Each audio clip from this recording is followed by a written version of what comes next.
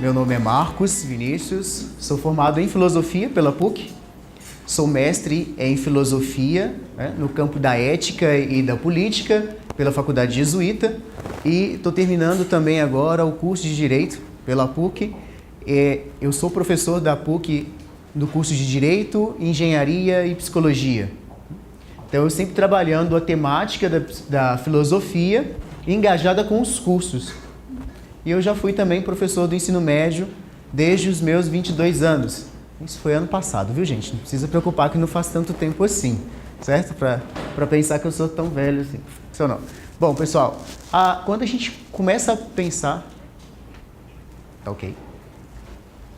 Ele entrou para dentro aqui, tá chiando. Peraí, Tá. foi.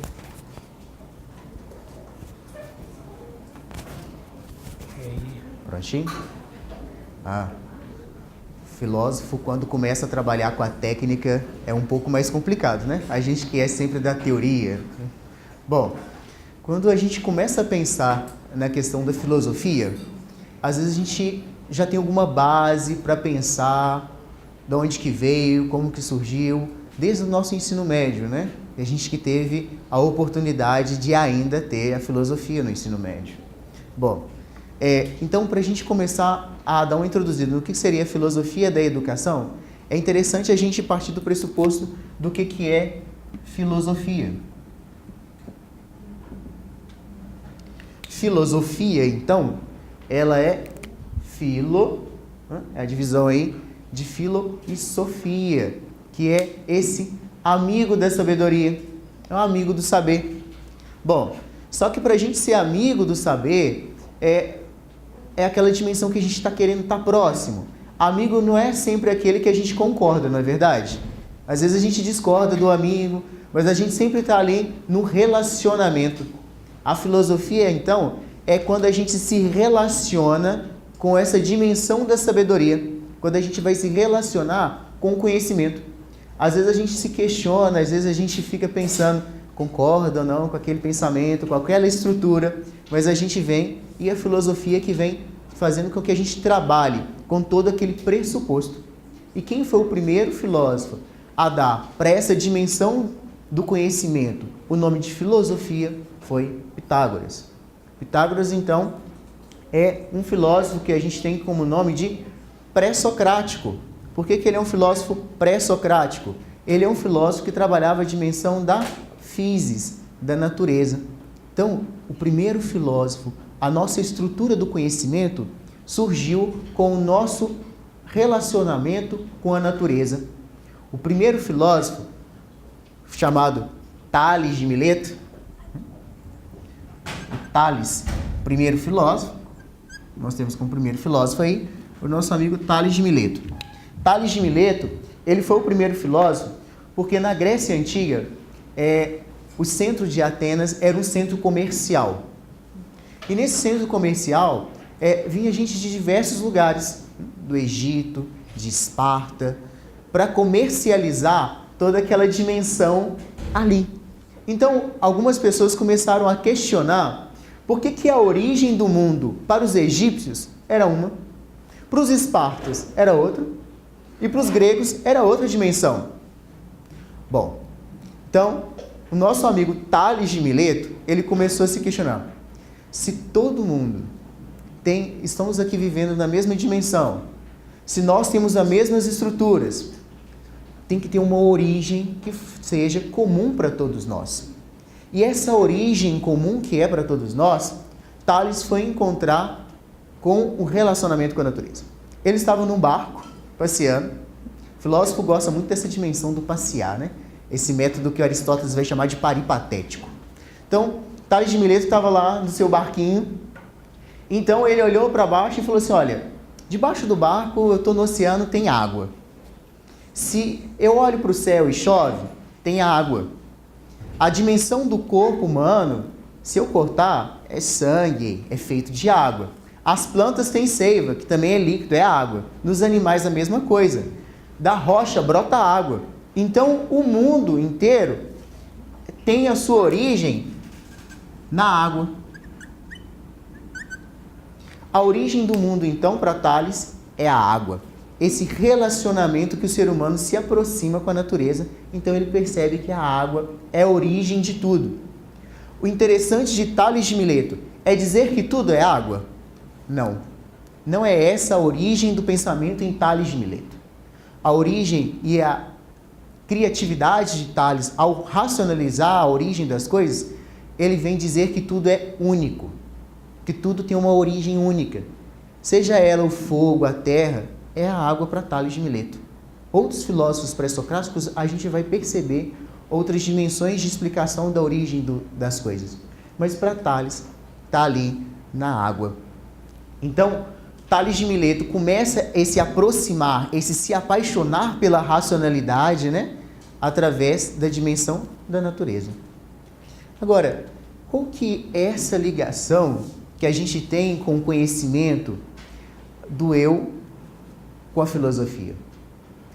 Se os iniciais, os pré-socráticos, eles tinham esse tratamento com a physis, que é com a natureza, em que momento, então, a filosofia começa a pensar a dimensão do ser humano? Foi com um filósofo, né? Eu acho que o mais famoso de todos eles, que é o Sócrates. Vou colocar aqui. Sócrates. Bom, tem uma coisa que o filósofo não consegue fazer muito bem, é quadro organizado, né? A gente tem uma dimensão de uma confusão teórica, mas a gente consegue chegar lá dentro de uma organização que a gente vai pensando. Sócrates, então, ele é considerado o primeiro filósofo a pensar a dimensão ética, a pensar a dimensão da filosofia, desse apaixonar-se pela dimensão do conhecimento dele mesmo. Por isso que ele tem aquela famosa máxima, né? Conhece-te a ti mesmo. Conhecer a mim mesmo quer dizer eu tornar-me um problema para mim mesmo. Eu buscar esse reconhecimento, essa amizade para comigo, para o meu conhecimento, para o meu desdobrar do ser. Então eu começo a me questionar, eu começo a pensar todas as estruturas que compõem o meu relacionamento. Só que esse relacionamento aqui, como Sócrates fazia parte de uma dimensão onde a polis integrava toda a dimensão do humano, Sócrates não podia pensar ele deslocado da polis. É por isso que Sócrates, quando ele vai pensar a dimensão do eu, ele também pensa a dimensão da estrutura da cidade. Ele pensa a dimensão e questiona as estruturas da cidade. Ele começa, então, um processo que a gente chama um processo de educação. Esse processo de educação socrática é um processo de maiêutica. O que é a maiêutica socrática, né? A famosa maiêutica socrática. A maiêutica socrática, ela diz que a verdade está dentro de cada um, que ela precisa ser retirada, como num parto.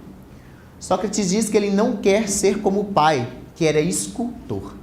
Ele não queria esculpir a verdade nas pessoas, porque a verdade não está ali para ser moldada. Não. Sócrates diz, eu quero ser e quero ter com as pessoas um processo maiêutico, um processo de retirada da verdade. Tal como minha mãe é parteira e traz à luz as crianças, eu também quero trazer à luz a verdade. Eu quero ajudar as pessoas nesse processo de descoberta da verdade que está dentro de cada um. A verdade, então, para Sócrates, não está em outro lugar, não está em outra dimensão, está dentro da própria pessoa. É aí que vem, a gente vai ver então depois esse reviravolta que Platão dá, né, quando trabalha a questão do mundo das ideias. Sócrates, então, tem essa educação maiêutica. E a educação filosófica através da maiêutica é através do questionamento. Sócrates, se você for ler os diálogos socráticos, é muito engraçado, porque Sócrates ele fala 3 páginas do livro, aí quem está dialogando com ele fala assim, concordo com você, Sócrates. E depois ele fala mais 3 páginas.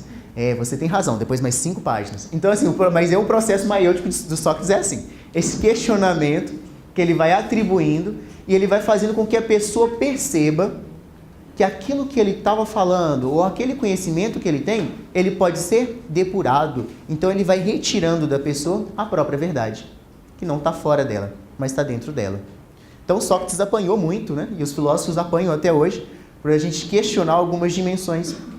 E Sócrates, ele teve um fim trágico, né? Que foi beber cicuta. Por quê? Porque ele realmente ousou a questionar. E quando a gente ousa a questionar, a gente muda toda uma ótica, todo um eixo de relação. Então, aquilo que estava voltado para uma relação de domínio, né, para as autarquias, para as oligarquias da época grega, o Sócrates começa a questionar os jovens. Então, ele é chamado de corruptor. Ele corrompia a juventude. Essa foi a grande acusação que os sofistas traziam para Sócrates, de corromper a juventude. Porque Sócrates acreditava que a juventude era o princípio e o futuro da polis. Porque na polis e nesse processo de educação é que se poderia se tornar cidadãos justos. Através da educação é que eu posso fazer então com que leis novas e as leis que já existam sejam realmente cumpridas. Porque na Grécia não existia a separação entre o indivíduo de uma praxis ética da lei. Por que não existia? Por causa disso aqui. Vou explicar para vocês. Tem o ethos, enquanto sociedade.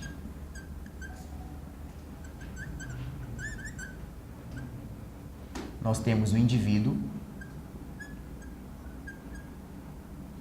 uma praxis individual. Nós temos a exis, que é hábito. E nós temos a praxis, que é a ação ética.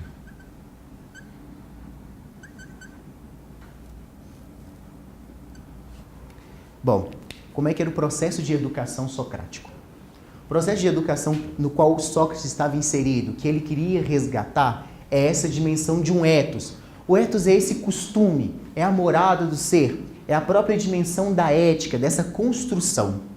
Bom, o mesmo tempo no qual o ethos, enquanto uma dimensão de sociedade, ele está e ele existe quando eu surjo no mundo, esse indivíduo, numa praxis de uma ação, também formula os costumes no qual ele está inserido. Ao mesmo tempo, então, que eu venho para uma dimensão de um costume de uma sociedade que já existe quando eu surjo no mundo, eu também, como indivíduo, participo e construo também esses mesmos costumes. Eu, como indivíduo, aqui, vivendo nessa sociedade, exercendo esses costumes, eu então crio o quê? Um hábito. Não é aquela dimensão de que o hábito é que faz o monge? Então, com o hábito, fazendo, eu, enquanto indivíduo, tendo um hábito, utilizando dessa dimensão, olha, eles ligados aqui, certo? A exis aqui, então, ligado com essa dimensão da sociedade, eu acabo me tornando um sujeito de uma prática ética. Essa ação ética, ela só pode ser exercida através de um hábito. Esse hábito, então, ele não está desvinculado da dimensão da sociedade. Então, uma educação para um indivíduo socrático não pode estar desvinculada da sociedade.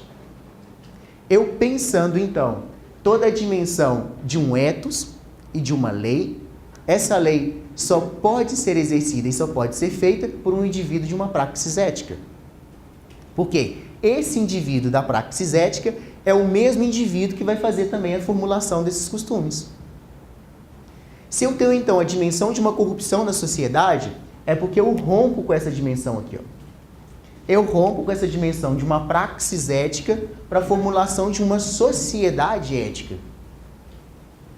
Então, se para Sócrates o processo de educação é esse processo de eu retirar do jovem aquele processo de descoberta da verdade, eu estou querendo fazer com que ele perceba que ele é um indivíduo que participa de uma sociedade e que ele é também corresponsável e responsável por todas as dimensões do seu próprio hábito. Então, o jovem aqui na Grécia, ele é legislador. Não só os juízes que existiam na Grécia Antiga, mas a própria dimensão do jovem enquanto legislador. porque ele percebia que aquela lei que ele estava cumprindo, que ele estava fazendo, era a própria expressão da sua liberdade. Era a própria expressão da sua autenticidade enquanto um ser cidadão político. É o que a gente não consegue entender hoje. Porque a gente não se vê representado nas dimensões das leis, porque a gente percebe que aquelas leis, elas não fazem parte de uma sociedade no qual eu quero fazer uma parte de um hábito, que eu não quero o hábito de uma sociedade corrupta, ou eu também quero me eximir daquelas dimensões das leis. Por quê? Aquela lei, ela é interessante para aquele indivíduo ali. Para mim, não. Para mim, então, eu posso ter toda uma outra dimensão de uma lei, que são chamados privilégios. Mas essa dimensão aqui, olha, ela foi rompida com uma educação moderna, no qual é uma dimensão totalmente voltada para o indivíduo de uma autonomia livre, que a gente vai ver quando a gente chegar na dimensão kantiana. Bom, então inserido dentro desse contexto aqui de uma filosofia da educação, o Sócrates, ele tenta então gerar nos jovens esse processo de maiêutica, esse processo de descoberta, de uma retirada da verdade por ele mesmo. E isso é muito importante para a gente que trabalha com a juventude, porque é fazer com que eles percebam que a sociedade e as leis da sociedade é a expressão deles mesmos. É fazer com que nós mesmos percebamos que a sociedade somos nós e que nós somos responsáveis pela formulação dos hábitos sociais. Nós somos responsáveis pela formulação das leis. Nós. Não fomos nós que, dentro de uma liberdade, de uma expressão, de uma vontade, votamos. Então é dentro dessa mesma expressão, dessa vontade, que a gente constitui. E que a gente pode cobrar essas dimensões de leis injustas. E é nessa dimensão que Sócrates entra, porque ele questiona as leis também, que eram leis injustas. E é por isso que Sócrates acaba morrendo nesse princípio. Bom, gente, vocês podem fazer perguntas, tá? Eu sei que de tarde é meio complicado. Mas, então, dentro desse princípio aqui, dessa exe socrática, é que vai se construindo.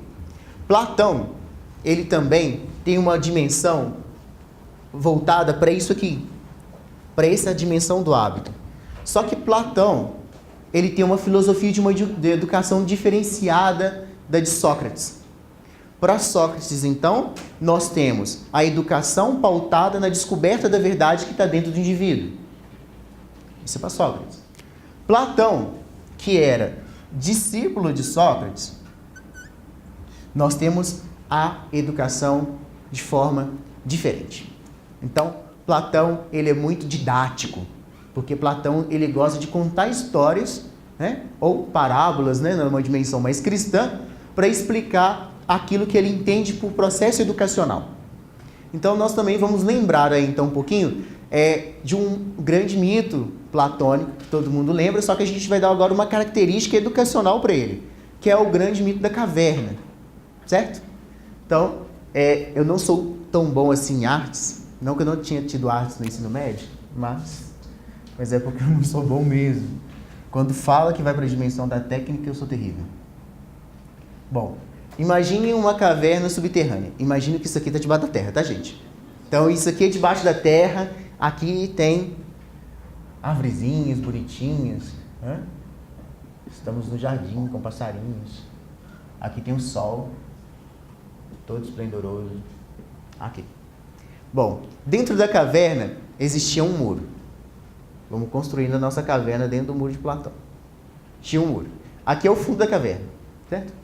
Nessa caverna, tinham pessoas acorrentadas pelo pescoço, pelos braços e pelas pernas, sentados aqui olhando para o fundo da caverna. Certo? Nós aqui, então, temos o nosso indivíduo, aquele indivíduo socrático está aqui. Nós temos o nosso indivíduo olhando acorrentado para o fundo da caverna. Certo? Por trás dele existia um fogo, uma fogueira, que iluminava aquela região ali. Pois a gente sabe que o fogo só ilumina aquilo que está próximo, não é? Se está muito distante, o fogo já vai perdendo a sua força para iluminar aquela dimensão. Então é isso aí. O fogo estava aqui. Por trás dele, aqui, é a parte mais difícil de desenhar, porque eu nunca sei desenhar fantoche. Então aqui por trás dele, passavam-se fantoches. Imagina que isso é um fantoche grandão. Como se fosse aqueles bonecos de Olinda. Imagina que é um bonecão de Olinda passando por trás do muro. E por trás do muro, então, tem um bonecão. E o sol não. O fogo iluminava, fazendo sombra aqui no fundo da caverna. E esse indivíduo aqui ficava olhando para as sombras, acreditando que era a realidade. Assim acontecia e acontece. Bom, só que um determinado dia, assim, tal como um milagre grego, um desses indivíduos que estava dentro da caverna percebe que ele tem algo acorrentando o seu pescoço. Ele começa a se sentir incomodado com aquilo e tenta tirar. Aí ele tira, olha para um lado. Quando a gente fica com o pescoço muito tempo parado, machuca, não machuca quando a gente vai mexer? Então ele olha para o lado, sentindo uma certa dor, percebe que tem outras pessoas na caverna. Aí ele olha para o outro, percebe que a caverna tem outras dimensões que ele não via, a não ser aquela para frente. Aí ele percebe que tem correntes no braço. Ele quer tirar a corrente. Não, agora eu quero tirar também. Tirou, com muita dificuldade, conseguiu tirar a corrente do braço. Então, tirando as correntes do braço, ele começa a se mover melhor, move o tronco agora, começa a mover muito mais o corpo. E depois, então, ele percebe que a perna também tem correntes. Não, eu quero tirar essa corrente do meu pé também, que está me atrapalhando. Eu gostei dessa liberdade que eu tomei aqui no meu pescoço e no meu braço. Tira também. Então, ele começa a querer levantar. Levanta, quando a gente está sentado no sofá, assistindo Netflix durante muito tempo, aí dói, não dói as pernas quando a gente vai levantar da cãibra? Eu falei assim, nossa, eu fiquei muito tempo sentado vendo a série, 5, direto, né? Vou levantar, vou ali tomar um copo d'água.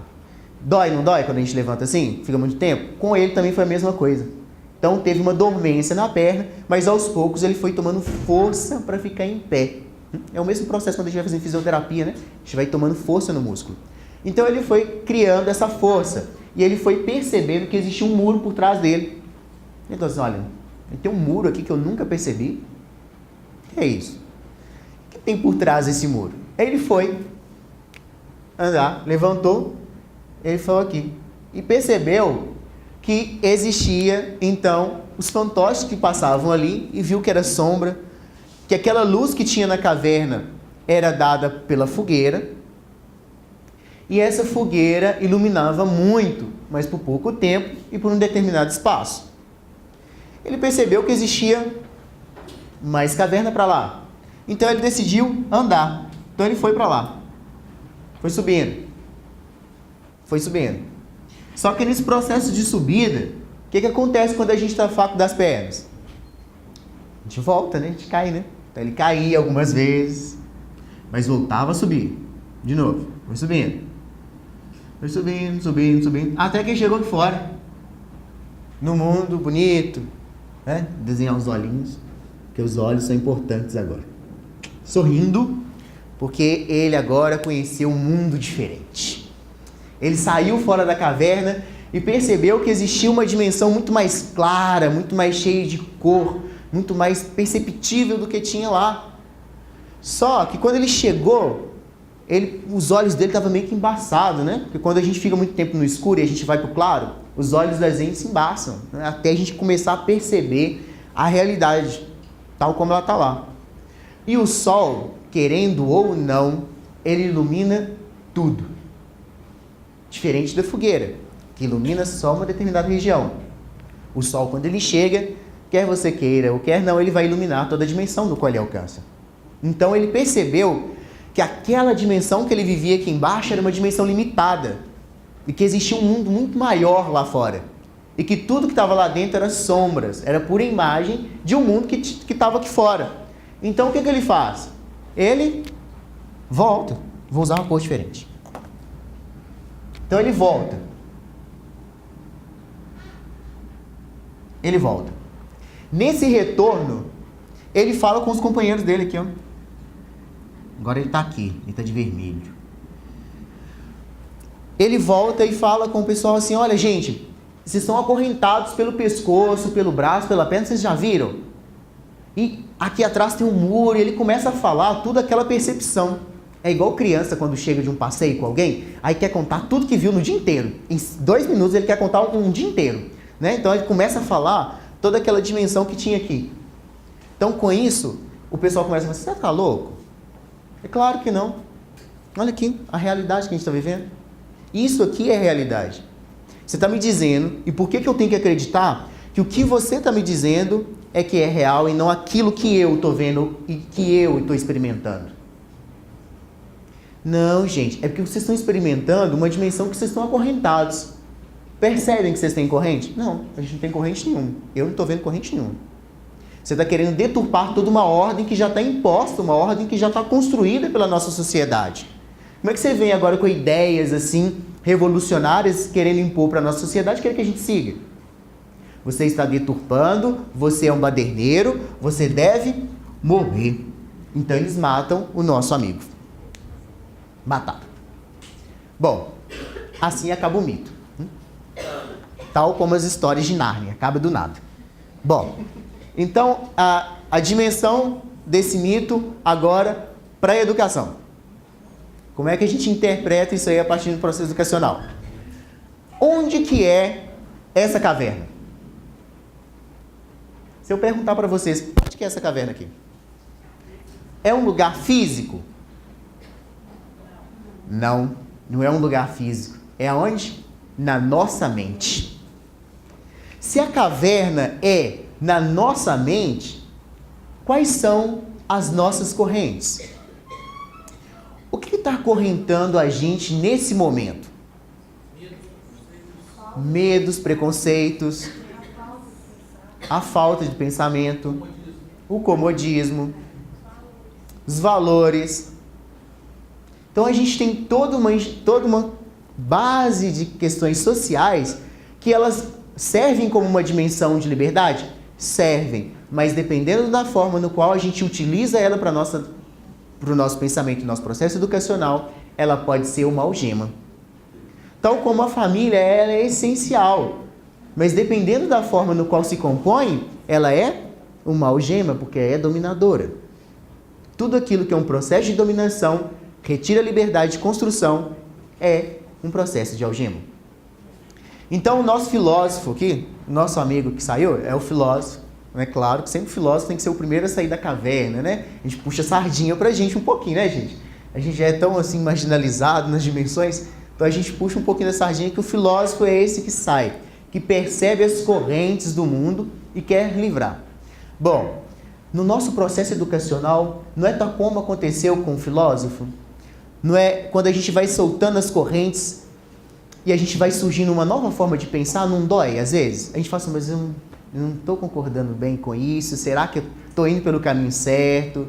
Será que não é bem assim? Será que é? A gente tem os nossos medos, é a corrente querendo ainda nos prender. Mas a gente começa a criar força para romper com aquilo, e vai. Aí a gente quer romper um pouco mais. Só que a gente precisa de força, e essa força do processo educacional é que vai colocando cada vez mais carne no nosso esqueleto para a gente sustentar o processo educacional. O processo de educação, ele não se dá de uma hora para outra.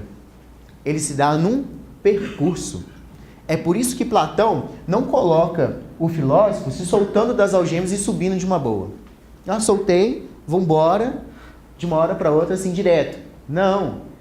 Ele vai aos poucos, ele vai escalando aos poucos para sair da caverna. Porque o processo educacional se dá da base para cima. Por que ele volta então? Se ele já alcançou o mundo das ideias aqui, né, que é essa dimensão do sol, se ele já, o sol para Platão tem a dimensão do bem, se ele já alcançou essa ideia do bem, essa dimensão de uma ideia mais clara, por que ele volta para a caverna?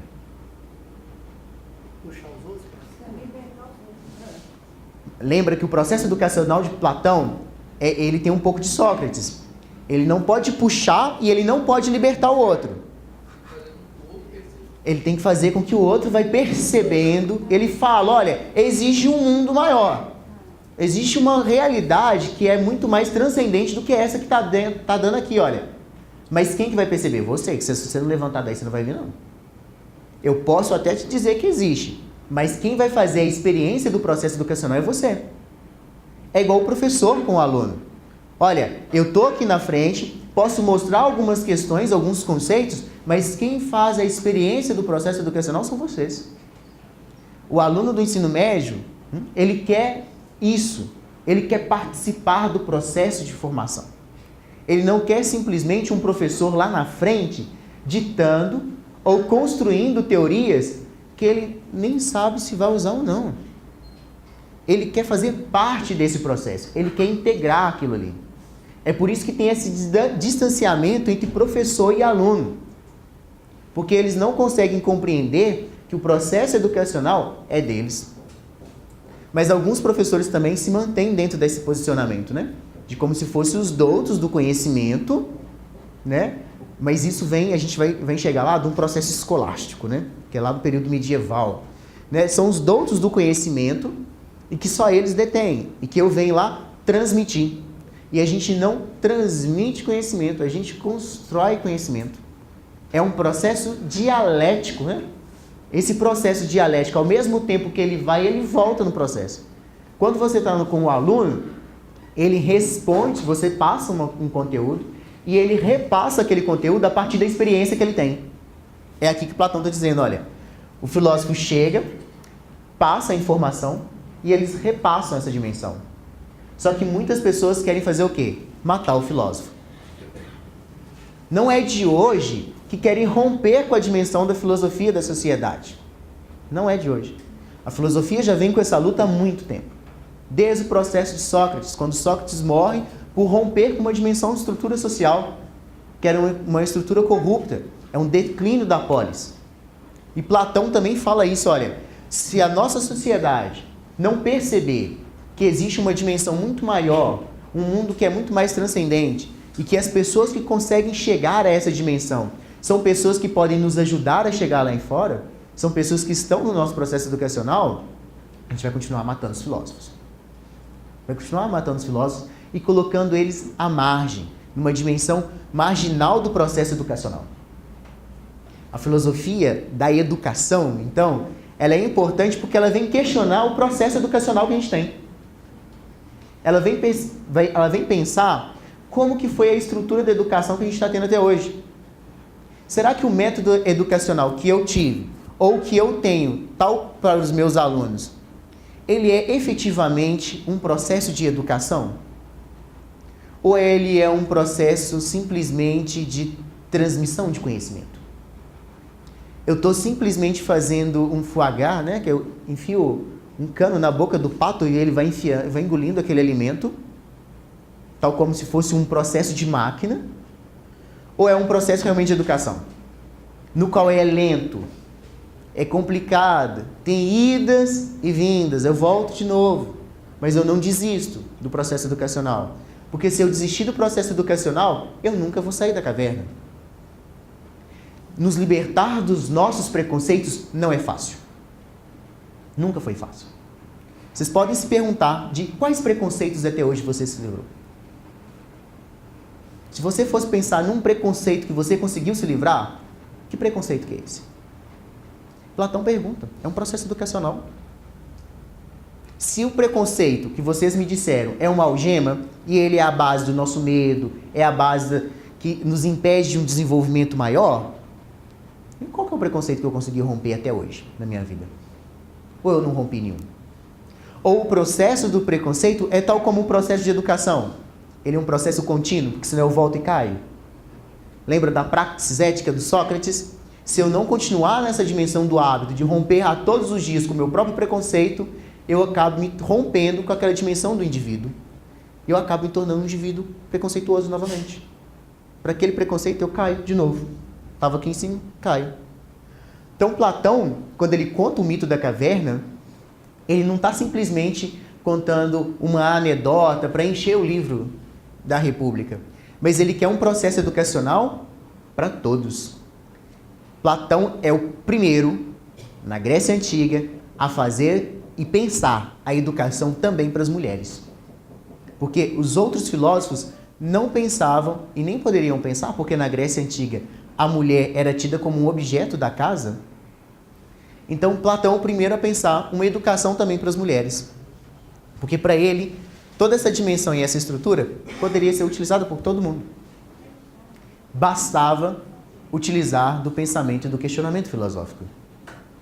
Então, essa toda a dimensão que a gente vem construindo aqui no processo educacional. Tudo tranquilo até aqui? Bom, então a gente vem progredindo um pouquinho mais e a gente vem percebendo que aqui ainda a gente pensa um indivíduo voltado para a dimensão da polis, da sociedade, porque o Platão, ele é discípulo de Sócrates. Então, o Platão, quando ele conta esse mito aqui, ele conta no livro chamado A República. Tudo bem que a gente traduziu um pouco errado o título desse livro, porque república é uma dimensão romana de coisa pública. E os gregos não tinham a polis como uma coisa pública. Mas a polis era uma dimensão voltada para eles mesmos, não de uma coisa pública. A polis é um constitutivo do próprio ser enquanto ser. Então, eu me realizo na polis. Ela não é uma coisa pública. A tradução da república teria que ser a politeia, que seria a Constituição. Então, a Constituição é que vai fazer eu me formar enquanto um bom cidadão. Deveria ser assim. A nossa Constituição também deveria ser... Por isso que ela é chamada de Carta Magna, né? Em referência lá à Inglaterra, nessa dimensão de a nossa Carta Maior. Por que ela é a nossa Carta Maior? Porque deveria ser dali que a gente tira a nossa Constituição enquanto ser político, enquanto ser educacional. Deveria estar ali na Constituição, que é a mesma ideia de que Platão tinha de toda essa estrutura. Então aí a gente começa a construir toda uma filosofia da educação. A gente começa a perceber que a educação não é algo pensado aqui e agora, mas é algo dado ao longo do tempo e ao longo do processo histórico. A filosofia, então, dentro desse processo, a gente começa a pensar que a filosofia está crescendo. Ela está numa dimensão e ela é sempre engajada dentro de um processo histórico, certo? Ela nunca está desligada do processo histórico. Então, nessa dimensão aqui, agora eu vou pagar o nosso amigo Platão aqui, porque ele vai dar lugar a uma outra dimensão, que é a dimensão do indivíduo. Como que a gente, então, e quando que a gente começa a pensar a educação como um processo voltado para o indivíduo? Já que ainda na Grécia a gente está pensando em uma educação voltada para a dimensão da polis. A gente tem uma educação ali pensando toda essa estrutura. Só que a polis platônica, ela está o quê? Decaindo, por causa da dimensão da corrupção. Infelizmente, até na Grécia Antiga, a democracia rompe com o processo da corrupção. Ela vai romper porque a corrupção não consegue chegar. Então, lá nos helenistas, não sei se vocês viram os helenistas na faculdade ou no ensino médio, os helenistas nós temos aí o mais famoso que é Epicuro. Então, Epicuro, ele é um helenista que está naquela dimensão no qual a polis já está caindo, já está num processo de corrupção. Então, eu já não preciso mais, eu não consigo me enxergar mais realizado naquela dimensão da polis. Eu não consigo mais me ver enxergado na política. Eu tenho, então, que buscar um novo caminho para a minha felicidade. Essa felicidade, então, surge aí a noção de indivíduo.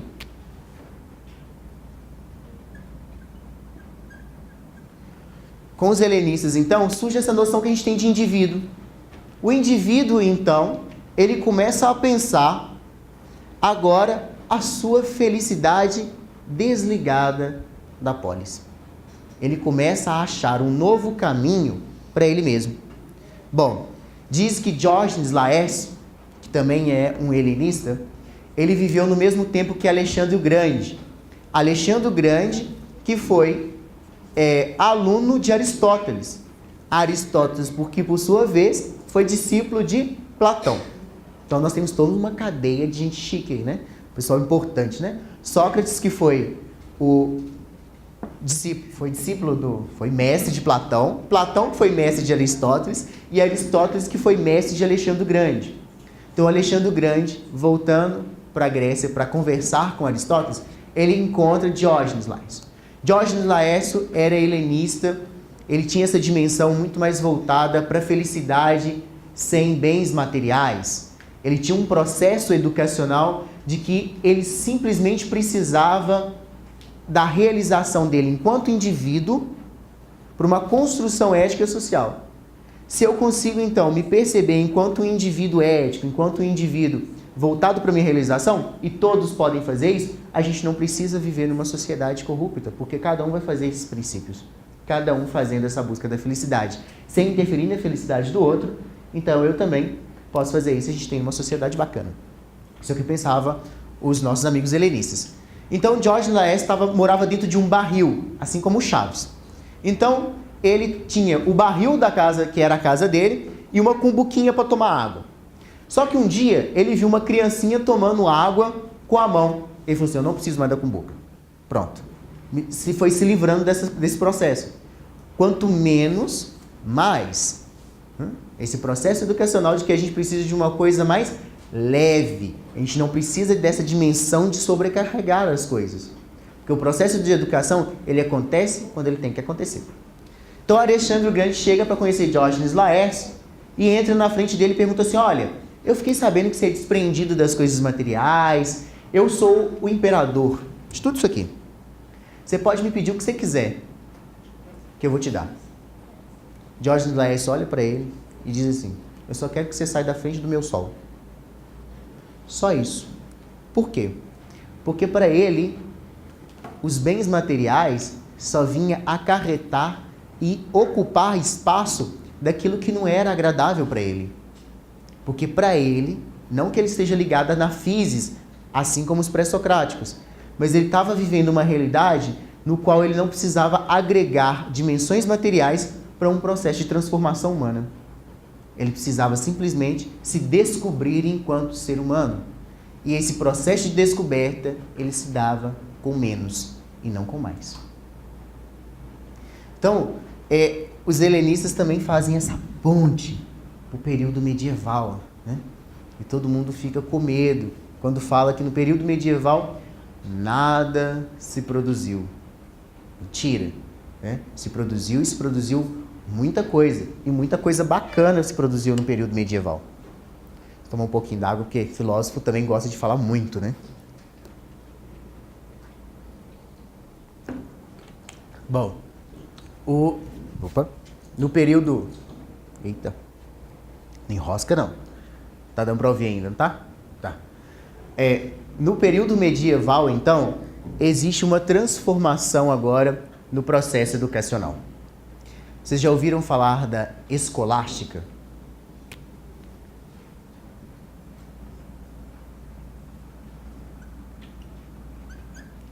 A escolástica, ela surgiu no período medieval.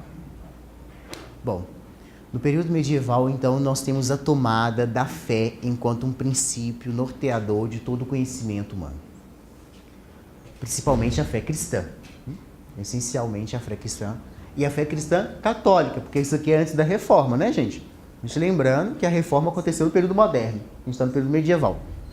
Então, aqui a gente ainda está com toda a doutrina católica dominando a estrutura do conhecimento. Então, aqui nós temos fé e razão, certo? Nós temos a fé dada pela igreja, mas a razão dada pela filosofia. Mas o que isso tem a ver com o processo de conhecimento da educação, entre fé e razão? Bom, Agostinho, ele vem tentar solucionar essa dimensão. Porque no período medieval, algumas pessoas falavam que eu só poderia ter conhecimento e eu só poderia ter um processo educacional através da minha fé. A minha fé, que é uma dimensão totalmente revelada por Deus, é que é o processo do conhecimento. Agostinho, ele tem uma certa dúvida sobre isso. Porém, com os gregos, eles dizem que o processo do conhecimento é totalmente racional. Ele é construído sem o processo da fé. Eu não preciso da fé para eu conhecer. Eu só preciso da minha estrutura racional. É através da razão. Seja lá pelo processo socrático, da retirada, no processo maêutico, seja no processo platônico, que é um processo de conhecimento, em níveis que eu vou até alcançar o mundo das ideias, ou seja, num processo helenístico, que é um processo de despreendimento dos processos educacionais, desprendendo das coisas externas para eu realmente perceber aquilo que é importante internamente. Então, Agostinho, ele diz assim, olha, a fé sem a razão é cega, mas a razão sem a fé é manca, porque através da minha razão eu consigo perceber toda aquela revelação da minha fé.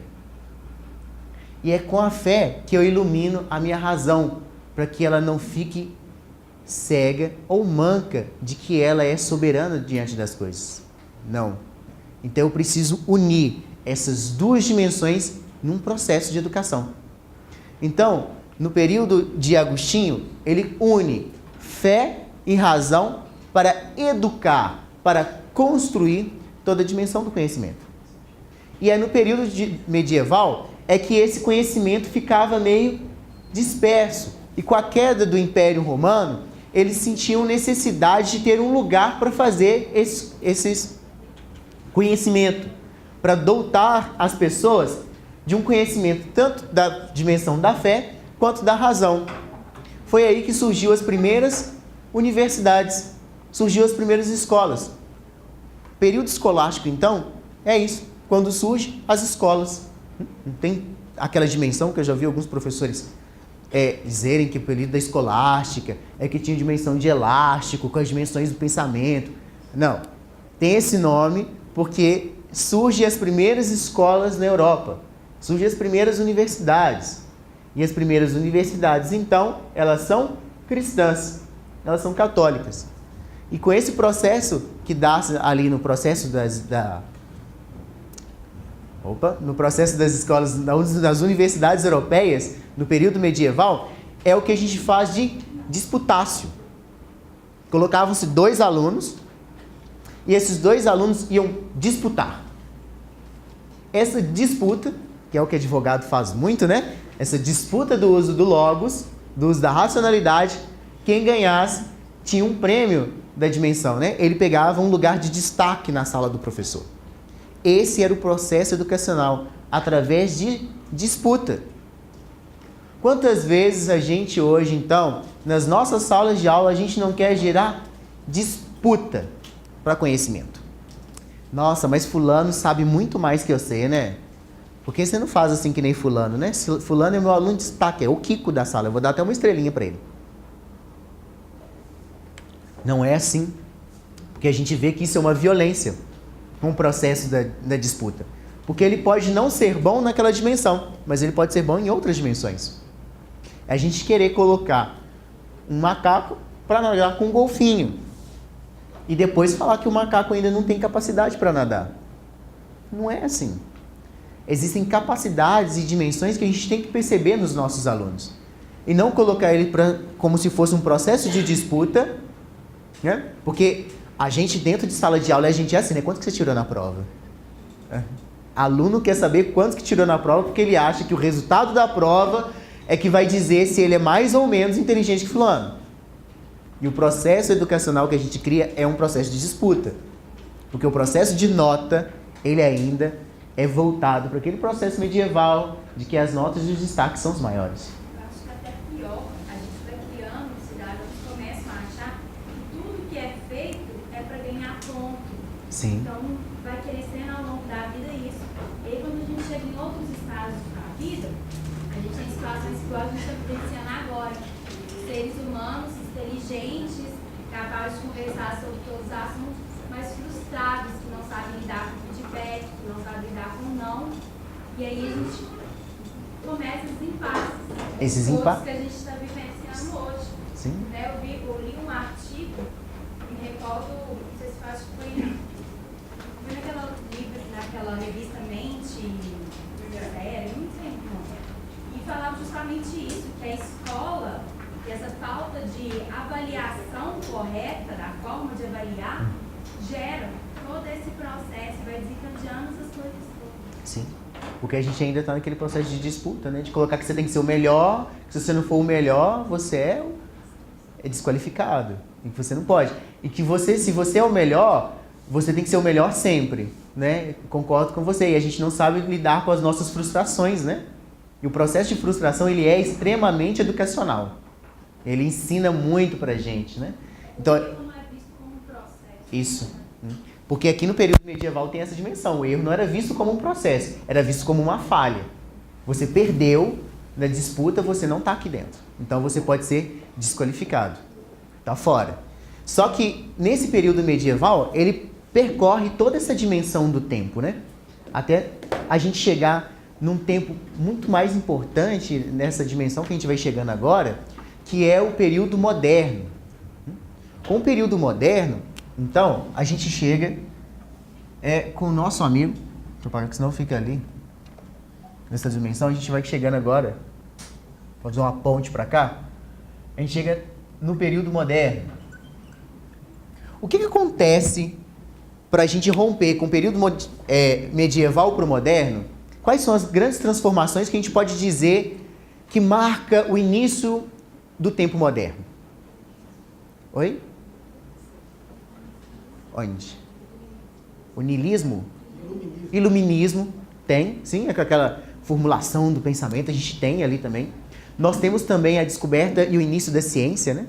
As grandes navegações, né? Galileu olhando para fora. Isso é extremamente transformador na educação. Então, Galileu começa a olhar para fora. Ele começa a observar que a Lua, que eles diziam que era tão perfeitinha, tem suas falhas. E de que a Terra não é mais o centro do universo. Então, a igreja deixou de ser o centro do universo, tudo tem que ser pensado agora diferente. Então, a gente começa um processo educacional, é o que Freud chama, né, de o grande baque no ego do ser humano, né? A gente, então, tem esse grande baque no nosso ego, que a gente começa a perceber que a gente não é o centro do universo. Então, com o período moderno, a gente começa a perceber e a criar novas formas de pensamento. Kant é um filósofo que se destaca aqui no período moderno. E é um filósofo que nós vamos nos deter aqui, porque ele é um filósofo extremamente importante no período moderno. É o nosso amigo Kant. Kant não é um filósofo tranquilo. Mesmo para quem já viu aí na faculdade de Direito, sabe que Kant, quando a gente vai ver no Direito, é um filósofo crítico, né? Um filósofo realmente muito complicado. Mas o que nós vamos trabalhar aqui no Kant, ele tem dois vieses que nós vamos trabalhar, que é um tanto quanto problemático. Kant, então, trabalha a educação como um processo de autonomia. Certo? Nós temos Kant, então, num processo de autonomia do indivíduo. Kant tem um texto chamado O que é esclarecimento? Vocês podem ler, que é um texto muito bacana. Resposta à pergunta: o que é esclarecimento? É um texto simples, porque ele realmente escreve para alunos, né? E para clarear melhor o que ele entende por esclarecimento e por autonomia. Kant faz o processo educacional por um processo de autonomia. É o seguinte: o indivíduo, ele é responsável pelo seu processo de construção e de educação. Kant diz que cada um é dotado da dimensão do pensamento. Todo mundo pode pensar, só não pensa quem é covarde ou quem é preguiçoso. Ele diz claramente isso no texto. Todos nós somos capazes de pensar. Só não vai pensar quem for covarde ou quem for preguiçoso. Por que covarde? Porque pensar vai fazer com que você adote uma postura que é sua, um pensamento que é seu e que às vezes vai fazer você ir em desacordo com o outro. Mas você não quer ir em desacordo com o outro. Você quer ficar coleguinha do outro o tempo inteiro. Fazer com que o outro pense que você tem a mesma forma de pensamento dele. E às vezes aquela forma de pensamento dele é uma forma que tira a autonomia do pensar. Então você rompe e fala assim, olha, eu não quero pensar porque eu não quero criar um atrito, gerar um atrito, já está tudo tão bem feitinho, então eu vou ficar aqui quietinho no meu canto. Isso é covardia. Ou por preguiça. Ah, vou pensar não, né? Olha só, tá tudo já tão feitinho, eu tô aqui, vocês estão aí, a gente tá tudo tão organizadinho. Para que pensar outra coisa diferente? Para que pensar um método educacional diferente se esse está dando certo? Né? Uma vez eu estava dando aula num colégio, e era um colégio particular. Aí, algumas questões que eram diferentes tinham que passar primeiro pela supervisão da escola. Medieval, tanto quanto medieval, porque precisa de um grau hierárquico. Então eu fui passar para essa dimensão da escola que, falei assim, olha, eu queria trabalhar com os alunos sentados no chão. Para a gente fazer, trabalhar todas as sensações. Trabalhar as sensações do tato, trabalhar a sensação de estar comigo igual, né? Não sentados na cadeira. E eu vou sentar no chão com os meninos. Ah, professor, sua ideia é muito bacana, muito bonita, mas deixa para educação física, filosofia não. Filosofia, a escola já tem tudo muito bem moldado. É os alunos na carteira e o senhor lá na frente dando aula. Bom, como eu queria o meu salário no final do mês, que eu precisava, então eu fiz como Kant, né? Por preguiça ou covardia, aceitei toda a dimensão da estrutura da escola. Então, a escola, às vezes, ela utiliza de uma dimensão de poder, e o poder hoje é financeiro, para te fazer seguir aquela forma de pensamento. Então, quando a gente fala que o poder financeiro e que a estrutura financeira ela é um poder de domínio sobre as pessoas, é porque é. Porque ela tem essa dimensão de um controle. Olha, se você não fizer, sabe aquele carrinho que você está pagando as prestações ainda? Então, você não vai conseguir pagar, porque você vai embora. Se você quer ainda continuar com a sua estrutura, com a sua vida financeira, você tem que continuar aqui, dentro dessa estrutura. O capitalismo ele pensou muito bem, né, as estruturas para moldar as coisas, né?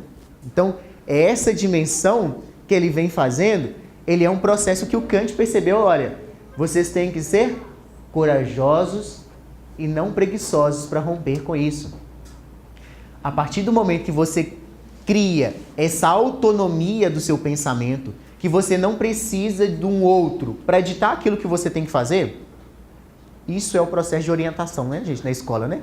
O orientador, quando a gente vai entregar a monografia, não, isso aqui tá ruim, você coloca isso, coloca aquilo, coloca dessa dimensão, tá horrível isso aqui, não faz isso. Isso não é kantiano. Porque ele está rompendo com a sua autonomia. Claro que ele tem que corrigir, porque algumas coisas que a gente coloca é pura ficção na nossa cabeça, né? Tem toda aquela dimensão. Mas tem algumas questões que ele limita. Até onde existe ali, então, um processo educacional que ele está fazendo aqui, como Platão, né? Um processo de ajuda até eu conhecer, até um processo que ele está ali me dominando, tirando o meu processo de autoconhecimento. Esse processo de autonomia que eu estou tendo em desenvolver. Então, esse processo de autonomia kantiano, ele não é um processo fácil, mas ele é um processo necessário. E é um processo que a gente tem que entregar para o nosso aluno também. Quantas vezes é um filme aquele, não sei se vocês já viram, chama O Sorriso de Mona Lisa, com a Julia Roberts, né? O filme é bacana, eu gosto daquele filme. A professora quer, de todas as formas, que a aluna dela entre para a faculdade de Direito. Aí tem uma parte do filme que a aluna fala assim, olha, professora, isso foi o que você escolheu para você. Isso não foi eu que escolhi para mim. Eu escolhi ser dona de casa. Eu escolhi a vida no qual eu estou levando hoje. Tudo bem que a gente pode questionar se essa escolha dela também não tem um processo por trás. Um processo de educação, um processo de massificação. Claro que tem um processo também de uma castração dentro da dimensão feminina. Existe, claro que existe.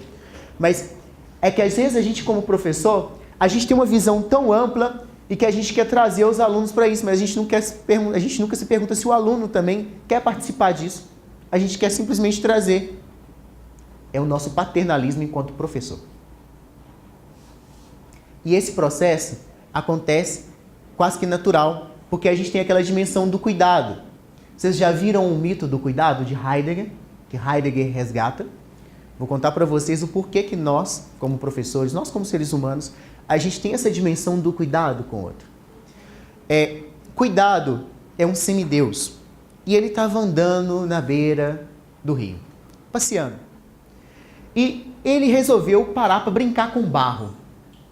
Então, parando para brincar com o barro, ele começa a dar forma àquele barro que ele está brincando. E nisso ele faz um bonequinho. E ele gosta tanto do boneco que ele fala assim, olha, eu vou chamar Zeus para dar vida a esse boneco, porque eu gostei tanto dele. Ele chama Zeus. Zeus vem e dá vida ao boneco. Sopra e dá vida ao boneco. Gente, qualquer comparação é mera coincidência, tá? Eles estão com Gênesis, né? Então ele dá um sopro e o bonequinho toma vida. Aí o Zeus fala assim, olha, eu gostei muito desse boneco e eu quero dar o nome para esse boneco. Aí o cuidado fala assim, mas não, fui eu que dei forma para esse boneco, eu que estava brincando, eu quero dar o nome para o boneco. Aí vem Gaia, que é a mãe terra, fala assim, olha, se for para entrar nessa briga de dar nome para o boneco, eu também quero, porque o boneco é feito de terra. Ele foi tirado de mim, então eu que tenho que dar nome para o boneco. Então eles começaram a brigar entre eles, cuidado, porque formou, Zeus porque deu a vida e Gaia porque deu a matéria. Então, eles vão falar assim, então vamos chamar Cronos. Quem é Cronos? O deus do tempo. Por que eles chamaram Cronos? Para mediar essa situação. Porque somente o tempo para entender algumas questões da nossa vida. Só o tempo pode mediar os nossos conflitos. Não é verdade? Quando a gente fala assim, deixa o tempo passar que a gente vai pensar melhor. Então os gregos já tinham essa dimensão de que o tempo poderia solucionar os conflitos. Então chama Cronos. Cronos ouve então a parte, né? Parece que Cronos já tinha visto o nosso novo CPC, que é muito mais conciliatório, né? Então ele falou assim, então vamos ouvir, vamos conciliar, vamos fazer audiência de conciliação aqui. Conciliou, aí Cronos falou assim, olha, então vamos lá. Para Zeus vai voltar o sopro de vida quando o boneco falecer. Porque já que foi Zeus que deu o sopro, que o sopro volte para ele. Para Gaia, vai voltar a matéria. E como o boneco é feito de humus, que é feito de terra, eu dou o nome dele de homem. E entrego ele ao semideus Cuidado, para que ele zele por ele, por toda a dimensão do que ele viver. Então é por isso que o ser humano tem essa dimensão de cuidado, porque nós somos zelados pelo semideus Cuidado. Então a gente sempre quer cuidar daqueles no qual a gente está gerando, no qual a gente está no processo educacional. É por isso que a gente tem uma empatia tão grande com os alunos. É o nosso semideus cuidando, né? Não preocupa não, depois vai para Zeus, depois vai para Gaia, né? Porque todo mundo morre, né, gente? Então faz parte da vida. Então esse processo do cuidado que a gente tem com o aluno, ele tem que ter esse distanciamento também, que é importante. Esse distanciamento que tem que existir entre o professor e o aluno não tem que ser um distanciamento de autoridade.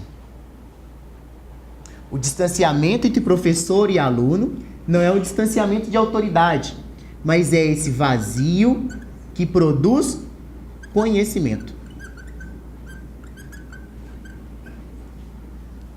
Porque é num espaço vazio é que eu consigo preencher com as coisas, não é? Se eu não dou espaço para o meu aluno preencher também esse conhecimento com as experiências, com a própria construção dele ser, dar autonomia a ele para criar também o processo, eu estou tirando todo o conhecimento. Está vazio, está cheio demais. Então eu tiro a autonomia. Eu tirando a autonomia, eu tiro dele toda a liberdade de pensamento. É por isso que nós não construímos, e as escolas no qual elas são moldadas hoje, nós não estamos construindo cidadãos livres. Porque a gente já tem tudo muito feitinho, muito padronizado. As provas já são padronizadas, as aulas já são padronizadas, o conhecimento já é padronizado. Que liberdade de conhecimento tem aí? Aonde está o espaço para eu criar e para eu gerar? Se eu não tenho esse espaço para o aluno ter uma autonomia, eu caio no que a nossa amiga lá do fundo falou, olha, eu vou criar numa frustração. Porque a partir do momento que ele tiver um espaço vazio e ele tiver que criar alguma coisa, ele não vai conseguir, ele vai travar. Por quê? Ele vai ter um espaço vazio, que é para ele construir, e ele não vai conseguir fazer nada. Eu não vou conseguir fazer nada porque eu não tive um processo que me educasse como Platão lá, ó, no mito da caverna. As minhas pernas ainda estão fracas, eu não consigo andar sozinho. Se eu não consigo andar sozinho, como é que eu vou pensar? Se eu não fui educado a pensar, eu só fui educado a ingerir conhecimento, a repetir. Eu só fui educado para fazer isso. A gente que já tem essa dimensão do direito, quantas vezes a gente não vai lá e já pega uma petição pronta e feita? Tem na internet vários modelos, né? Então a gente só pega, coloca só a qualificação lá, tá ótimo, o resto a gente só coloca lá nesses termos, pede deferimento. E a título de curiosidade, eu estou conversando com o Giovanni, que é um colega nosso. Quem tiver curiosidade, digita no YouTube Movimento Minas. Foi um dos projetos do governo na época da Anastasia. Quem assistir até lágrimas nos olhos, tamanha emoção para a gente que é do Estado Democrático de Direito, de ideia, de participação, é sensacional. Mas isso tudo que você falou agora explica por que foi o maior fiasco da história. Foi um projeto que tinha tudo para brilhar, de participação da comunidade, de trazer ideias, de programas para darem certo. E não deu certo porque nós não fomos educados para ter autonomia. Então ninguém sabia fazer acontecer o projeto. Eu não vou entrar muito em detalhe, porque ele teria que assistir, pelo menos essa propaganda, é um vídeo de 3 minutos mais ou menos, mas assistam, porque a gente vai ver como que impacta. Na primeira aula que a gente teve sobre Estado Democrático de Direito, de sermos cidadãos proativos, mas se a gente não tem autonomia, como que a gente vai exercer esse Estado Democrático de Direito? Sim. E essa construção da formulação do Estado Democrático de Direito volta lá na dimensão socrática, né? De que eu preciso ser de um indivíduo, que é adotar aquela prática, daquele exis, que eu me percebo construtor daquilo, né? Pessoal, então, olha, o interessante a gente pensar é que desde lá de Sócrates até aqui no período moderno, a gente pode dizer até no período contemporâneo, a gente não abriu mão das formas de pensamento, tanto de Sócrates, Platão, Aristóteles. A gente só vê o quê? Atualizando esse processo. Sócrates, apesar de estar lá no século VI a.C., ele tem muito a ensinar para a gente. E esse processo de ensino que ele tem para trazer para a gente é um processo no qual a gente realmente tem que se debruçar. Principalmente a gente que lida com a educação. Porque ele é um processo que a gente, por isso que chama a filosofia da educação. Ela vem oxigenando a nossa mente. A gente precisa oxigenar um pouquinho, né? E a filosofia vem trazer esses questionamentos, né? E é o que Kant vem fazendo. A gente precisa de liberdade para pensar. O problema é que a gente não está tendo mais liberdade para pensar. Nós vamos. Nós vamos chegar lá. Nós vamos. Não para, não pode, né? Nós vamos chegar lá na frente. Não, então... Não, tô terminando não. Imagina. Tô só juntando, né? Tô pegando aquele leque, senão a gente fica com muita coisa assim, né? É um leque muito grande, é filosofia da educação, né? E a gente pode fazer um pormenor, né, nas nossas pós, né? Na pós-graduação de filosofia da educação, que a gente vem fazendo esse processo, que a gente vai estudando cada bloco com calma, vendo textos, criticando, relacionando, que é muito mais tranquilo a gente trabalhar essa dimensão. Então, a gente aqui com o Kant, ele vem trazer essa liberdade como processo de autonomia, e esse processo de autonomia, eu retorno ele para o outro. Eu não posso ser simplesmente livre se o outro, ou eu escravizo o outro. Se eu coloco a minha dominação sobre o outro. Isso não é ser livre.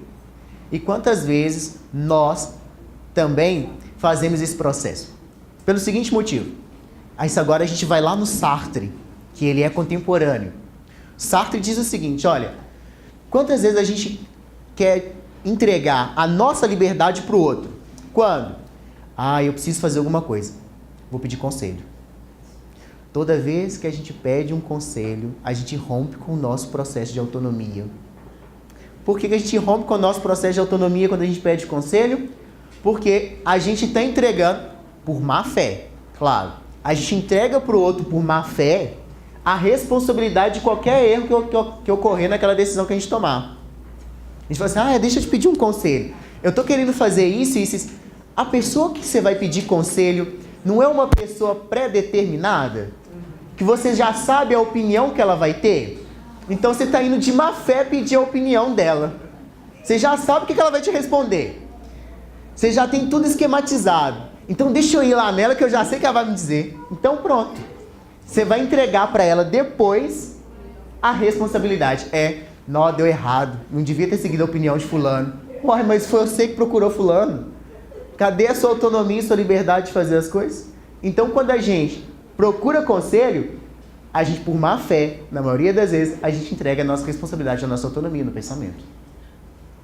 Então, quando a gente não pede conselho, né, a gente pode discutir com o outro ideias.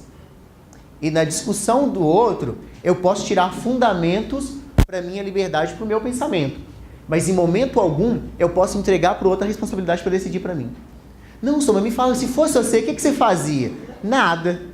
Eu faria nada. Eu ficaria na minha, de boa, para você fazer e para você decidir. Você já tem a resposta. Toda vez que a gente vai perguntar para alguém alguma coisa, a gente já tem a resposta dentro da gente. A gente só quer saber se alguém vai errar junto com a gente ou se a gente vai errar sozinho, né?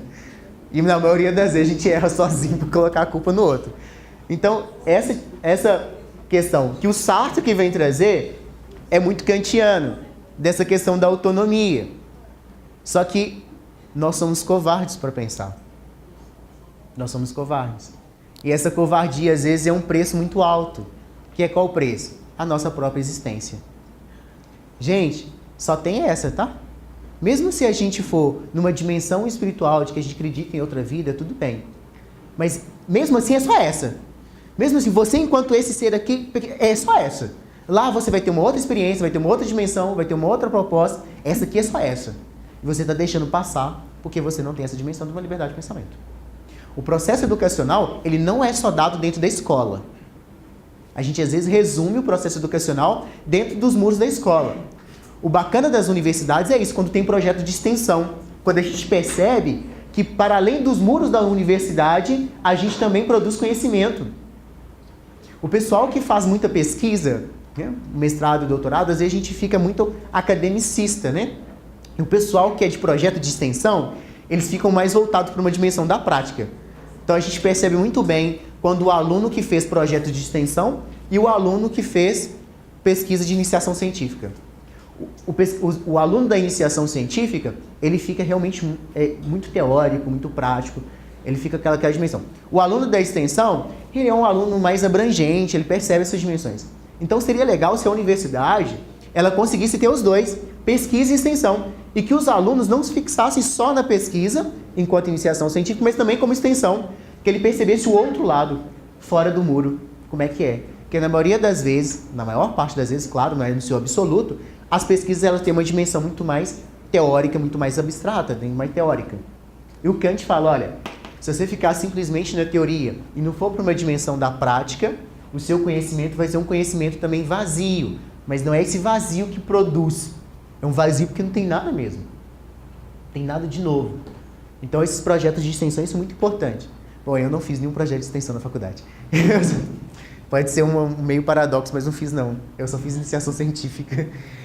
Bom, tristeza, né, gente? Mas fazer o quê, né? Mas eu dei aula no ensino médio, para além dos muros da universidade, fui buscar outras práticas, né? Eu aprendi muito com os alunos. Eu acho que eu mais aprendi com eles do que eu pude contribuir com alguma coisa, né? Porque a parcela que a gente tem para contribuir dentro de uma dimensão de uma experiência, o aluno do ensino médio, ele chega ali, gente, com 15 anos já com vocês. Ele tem 15 anos de história. A gente ali tem 50 minutinhos, às vezes, de aula com ele durante um ano. E você está achando que a sua grande conhecimento vai mudar 15 anos de história. É uma parcela, né, gente? A gente tem uma parcela dentro disso. Então, o Kant, ele é importante dessa dimensão da autonomia. Então, aquele indivíduo aqui, helenista, que surgiu, já com aquele pensamento que ele tinha que buscar alguma coisa para além de uma questão da polis, ele vem e toma força aqui no Kant. Certo? Dessa dimensão de um indivíduo que tem que ter uma autonomia, uma construção para gerar o seu próprio conhecimento. Não ficar preso dentro das estruturas de um conhecimento fechado. Porque senão é covardia, porque senão é preguiça. E eu já vi muita gente justificando. Ah, mas é porque Platão falou isso. Ah, não, é porque Sócrates falou isso. Que bom, eles fizeram o processo dele, agora faz o seu. E aí, o que você tem a dizer? Então, uma vez eu estava numa banca e tinha um aluno que ele estava falando de um filósofo, um determinado filósofo, e eu perguntei para ele, olha, como que você interpreta a teoria do seu filósofo, né, à luz dos acontecimentos da Segunda Guerra Mundial, já que você está falando dessa dimensão? Eu não sei fazer isso, não. Como que você não sabe? Seu filósofo não trabalha isso, isso e isso? Trabalha. Então você não consegue. Não, porque meu filósofo não falou isso, então eu não falo, não. Eu disse, mas você não consegue fazer uma ponte? Meu professor falou que não ia fazer isso, então eu só consigo fazer isso. Belezinha, então. Tá ótimo, seu conhecimento vai longe. Então, essa dimensão fica resumida às notas de rodapé do livro. Né? Então, a gente tem que fazer também isso. Fazer o conhecimento atrelado à prática. E esse conhecimento atrelado à prática, ele vem agora de um conhecimento que a gente chega num tempo assim, contemporâneo, que é os nossos amigos da fenomenologia. Nossa. Fenomenologia. A gente começa a chegar aí nessa dimensão fenomenológica. É a dimensão do fato e do conhecimento dado enquanto tal, enquanto ele mesmo. Eu não tenho nada fora do fenômeno. O fenômeno é aquilo que é dado. Certo? Todo mundo aqui pode se achar um fenômeno, tá, gente? Vocês podem se achar, tal como o Ronaldinho, que é fenômeno, vocês também são um fenômeno. Porque vocês são algo aqui, algo dado aqui no mundo, produzido. Só que tem uma dimensão do nosso ser, dado aqui no mundo, enquanto um fenômeno, para o ser enquanto cadeira, enquanto mesa. Certo? O enquanto mesa, ele é algo dado e acabado. Nós não. Nós somos um processo de construção. Aqui o nosso ser enquanto fenômeno é o que Heidegger vai dizer, ele é um processo de desdobramento no tempo. Eles utilizam então do pensamento kantiano como uma autonomia. Olha, que os filósofos eles nunca descartam totalmente o pensamento do anterior. Então nós temos no processo moderno que ele tem a criação do indivíduo como autonomia no processo de liberdade. E nós temos aqui, chegando no pós-moderno, que é o que a gente chama de período contemporâneo, nós temos os filósofos já pensando junto com a fenomenologia o ser humano enquanto um processo de desdobramento dentro do tempo. E aí? O que isso quer dizer? Quer dizer que eu sou um processo de desdobramento dentro do tempo. Explica isso aí pra mim. Não tô entendendo nada. Bom, pensem como se fosse uma espiral. Isso. Uma espiral. Pensar o tempo como uma espiral. O tempo para os gregos, aqui, ele era cíclico. Todas as coisas que aconteciam com um, acontecia com todo mundo. Eu vou nascer, vou crescer, vou morrer. Vocês também não vão? A não ser que aconteça um acidente nesse período. A gente vai nascer, crescer, morrer. Isso vai acontecer com todo mundo, não vai? A não ser que aconteça um acidente. O acidente pode ser um acidente biológico ou pode ser um acidente externo mesmo. Mas a dimensão natural é que aconteça isso com todo mundo. Bom, aqui no período medieval e moderno, a dimensão do tempo ela é linear. O que é? Existe um alfa, existe um alfa, existe um alfa e um ômega. O princípio e o fim. O Gênesis e o Apocalipse. É um processo de que ele é linear. Ele é dado de forma que cada um tem um processo e cada um tem uma história.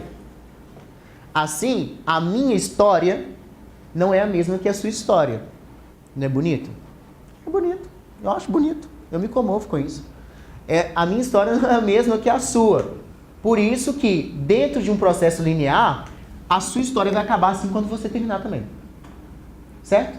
O seu início se dá em Deus, vai morrer em Deus também. Mas não é um ciclo. Por quê? A história é única. Só existiu um Jesus Cristo. Só existiu um Napoleão. Só vai existir um Hitler. Só vai existir um você. Certo? Período linear. Dado para o cristianismo. Inicia aqui. Só que o processo que a gente tem aqui, principalmente no período pós-moderno, entrando aqui numa dimensão fenomenológica, é que a gente não enxerga mais o tempo como uma dimensão cíclica ou linear. a gente enxerga o tempo como uma dimensão em espiral. Essa dimensão em espiral, ela começa a trabalhar com Hegel. Hegel, também muito estudado no direito, né? É que trabalha essa dimensão de espiral, para a gente entender um pouquinho melhor a fenomenologia. Eu, então, vou pegar essa dimensão cíclica que existe em todo mundo, porque algumas coisas que acontecem comigo não acontecem com você também. A gente nasceu, cresceu, a gente está ainda aqui, nesse processo. Aconteceu com todo mundo. Então é quase que algo cíclico, não é? Só que a mesma dimensão que é cíclica, eu não dei uma atualidade nela, uma característica que é própria minha. Aquilo que aconteceu com meus antepassados, eu tomei enquanto história e dei uma atualidade para ela, dando como se fosse uma volta maior na espiral. Isso é um processo que eu vou criando e gerando. Tá vendo? Então, o processo de espiral é esse, no qual eu inicio um movimento quase que cíclico, mas eu dou uma atualizada nele dentro de um processo histórico, que é seu, que é de cada um. Então, Kant, o Hegel, dentro aqui que a gente pega uma questão fenomenológica, você vai ter dotado daquilo que você tem da geração passada, da geração dos seus pais, dos seus avós, de toda aquela construção que a gente já viu, e você vai pegar aquilo, vai trazer para a sua construção educacional e você vai dar uma atualizada para aquela dimensão histórica no qual você vive. É por isso que a gente, às vezes, existe aquela choque de gerações. É porque a geração anterior está numa volta, aqui, como se uma geração estivesse nessa volta, e a outra geração estivesse aqui, ó, na outra volta, já. E tem uma outra geração que mesmo que elas podem coadunar, está na outra volta. Aí essas voltas aqui, olha, elas já estão atualizadas. Elas sempre ampliam a dimensão. Eu não estou dizendo que essa aqui é pior do que essa. Eu disse que ela está atualizada dentro do processo histórico. Mas eu não disse que ela é melhor ou pior. Certo? Porque o que é melhor e pior, a gente está fazendo juízo de valor. E juízo de valor ele é sempre um problema para a gente. Porque o juízo de valor a gente pode ocorrer num preconceito. Então o juízo de valor é sempre a gente bom ter essa dimensão do como é que a gente vai fazer isso aí. Então a gente tem essa atualização aqui que é dada através do próprio processo histórico. É por isso que a fenomenologia ela vem trazer que nós somos um ser dado no tempo e nos desdobramos através do tempo. Por quê? Porque nós somos constituídos e nós nos constituímos dentro de um processo histórico. Eu não estou fora da história, eu estou dentro da história. Ao mesmo tempo que a história me constitui, porque eu já estou aqui, eu constituo a própria dimensão da história. Então, eu tenho essa dimensão que era dos meus pais, que eles me deram como um processo educacional, mas que hoje eu dou uma atualizada. Eu consigo perceber muito mais abrangente. Aquilo que os meus pais me deram como um valor, eu consigo abranger muito mais gente, eu não estou mais limitado, eu consigo ir muito mais além. Olha, isso não lembra um pouquinho lá o mito da caverna de Platão? Que a gente vai evoluindo como um processo? A gente não abandona as correntes e as formas de pensamento. A gente vem construindo e vem atualizando conforme dentro da dimensão do tempo. Então isso é muito importante a gente perceber que não existe uma forma de pensar pior do que a outra. Existem formas diferentes de construção. E essas formas diferentes de construção, elas têm que ser respeitadas. Por quê? Porque chego para minha avó e falo assim, olha, avó, você está numa volta da espiral que está aqui muito embaixo, olha. Você não está aqui, eu estou muito mais atualizado que a senhora, porque eu consigo abranger muito mais. Olha a violência do processo aí. Isso tem um processo educacional que é uma violência também? Sim, por quê? Você não respeitou o processo histórico no qual ela estava inserido para gerar aquilo. Então, quando a gente chega dentro de uma sala de aula, existem vários processos históricos acontecendo ali. Quando a gente chega dentro da sala de aula, nós estamos tocando, não alunos, nós estamos tocando histórias. E nós temos que ter respeito por cada história que está ali na frente. Da mesma forma que eles têm que ter respeito também para comigo, porque eu também sou um processo histórico, tenho a minha história e tenho todo um processo. Só que eles ainda podem estar lá na caverna. e você já pode estar caminhando um pouquinho para frente. Então é você que vai ter que, às vezes, ajudá-los a tirar aquelas algemas, a perceber que existe uma algema que tem que ser retirada. E não tirar para eles também. E é num processo de respeito. Tanto com um, tanto com o outro. Então, quando a gente entra dentro de sala de aula, é uma responsabilidade para com você mesmo, porque você vai estar ali mostrando quem você é. Porque, olha, aqui dentro de sala deve ter um pouco de 30 ou mais pessoas, e eu estou mostrando quem eu sou. Eu tenho uma responsabilidade para comigo mesmo, tenho uma responsabilidade para com vocês, porque se tudo que eu estiver falando aqui na frente for mentira, e aí? Mas faz sentido, né? É uma mentira que faz sentido, né? E se for mentira, é a responsabilidade social que eu tenho. E também a gente tem uma responsabilidade para com a sociedade, porque aquilo que a gente faz e aquilo que a gente produz vai gerar frutos lá fora. E a gente não sabe o alcance disso. Porque é igual a ideia do corrente do bem, né? Um vai fazendo e vai criando e vai gerando e vai construindo. E na hora que a gente chega, já alcançou uma rede no qual a gente não tem mais controle. Aí é o que a gente cai naquilo que a filósofa Hannah Arendt diz. É a minha filósofa predileta. Não é porque eu fiz um mestrado nela, não. É porque eu gosto muito dela. Uma ação após iniciada, a gente já não tem mais controle sobre ela. A gente só vai ter o controle sobre a ação que a gente iniciou se a gente inserir sobre aquela ação uma outra ação. Mas a gente não vai ter mais controle sobre aquela ação. E assim vai, como se fosse um jogo de ações. E assim vai criando teia de relações. Porque aí fala, olha, mas você também é primo de fulano, que é ciclano. Olha, mas isso eu vi e fui eu que falei. Então você vai percebendo que aquela transformação que você vai criando uma teia de relações e no final o processo educacional não é só seu, não é só do aluno, mas é de uma família, mas é de uma sociedade. Olha a responsabilidade. Então quando a gente fala que o direito na escola é importante, por quê? Porque a gente vai voltar lá na Grécia, quando a gente vai fazer com que os jovens percebam que a construção do direito é a própria construção da sociedade e a própria construção do próprio indivíduo. Porque a partir do momento que eu consigo perceber, através da minha autonomia do pensamento, através da atualização enquanto um ser, eu começo a perceber que a própria história da sociedade se dá com a minha própria história. Eu começo a perceber toda essa dimensão.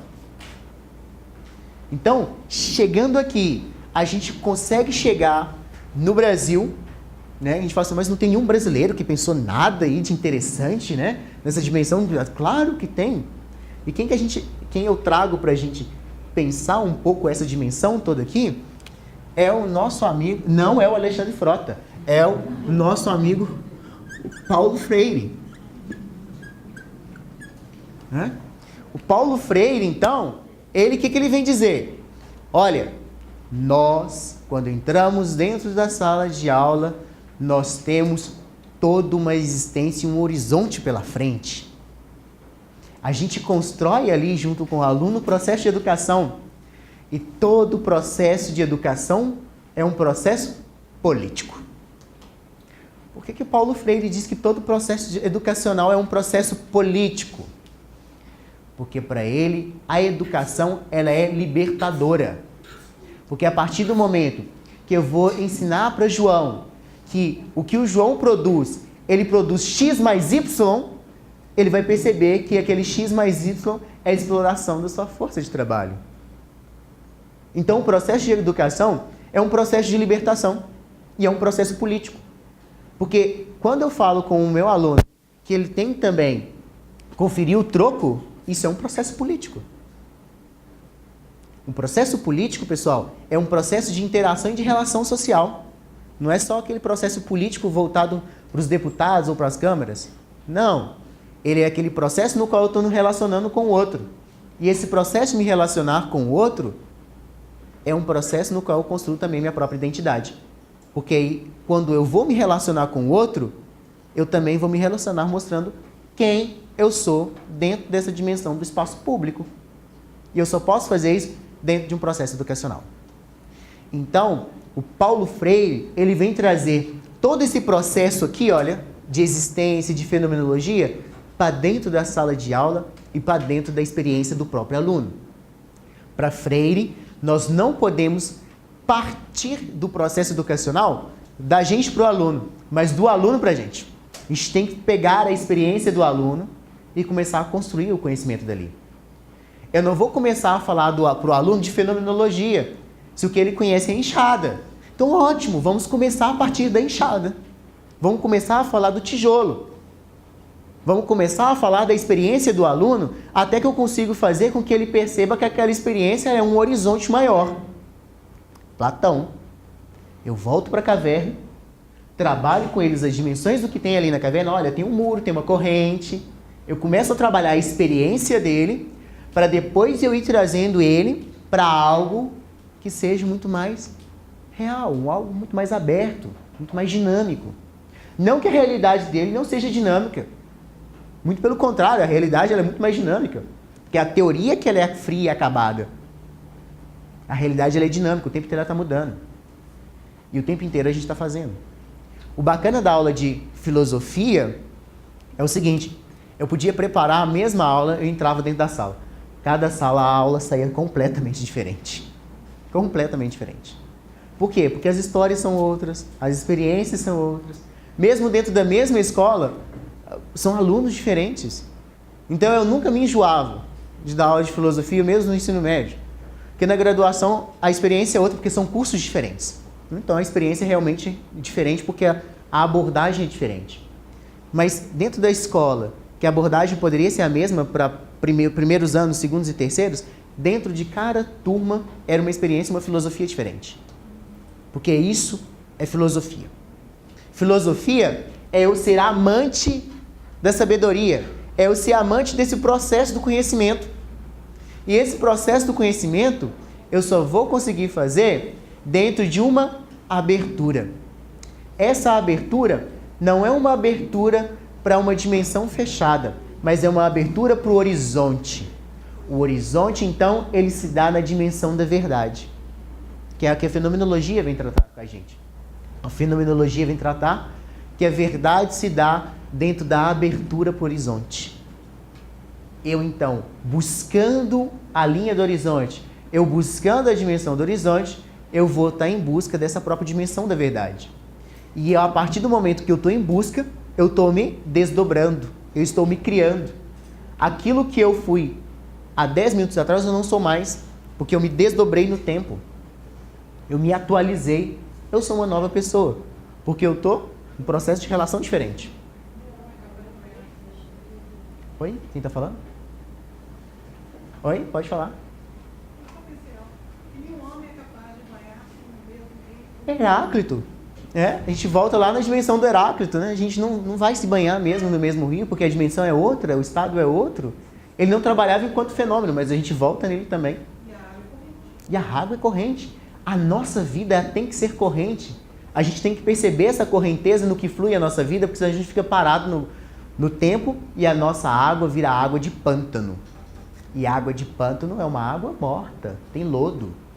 E a paz de pântano, debaixo daquela água parada, ali por baixo tem veneno, né? Porque tá o lodo, vem produzindo muita toxina aquilo ali. Na lama vem o quê? O lótus, sim.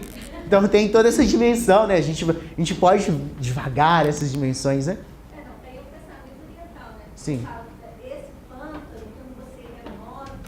Tem que remover. Remove, sim. vem a coisa mais fértil. Sim. E o lótus é uma flor tão pura, que a pétala dela é impermeável, não tem sujeira. E ela é branca. Ela nasce na lama, no podre. Mas o bonito que fala que tem que retirar. Você tem que fazer essa retirada, né? Eu falo assim, a lótus ela nasce dentro da lama. Sim. Mas eu falo que muitos lugares férteis Foram. retirados. Sim.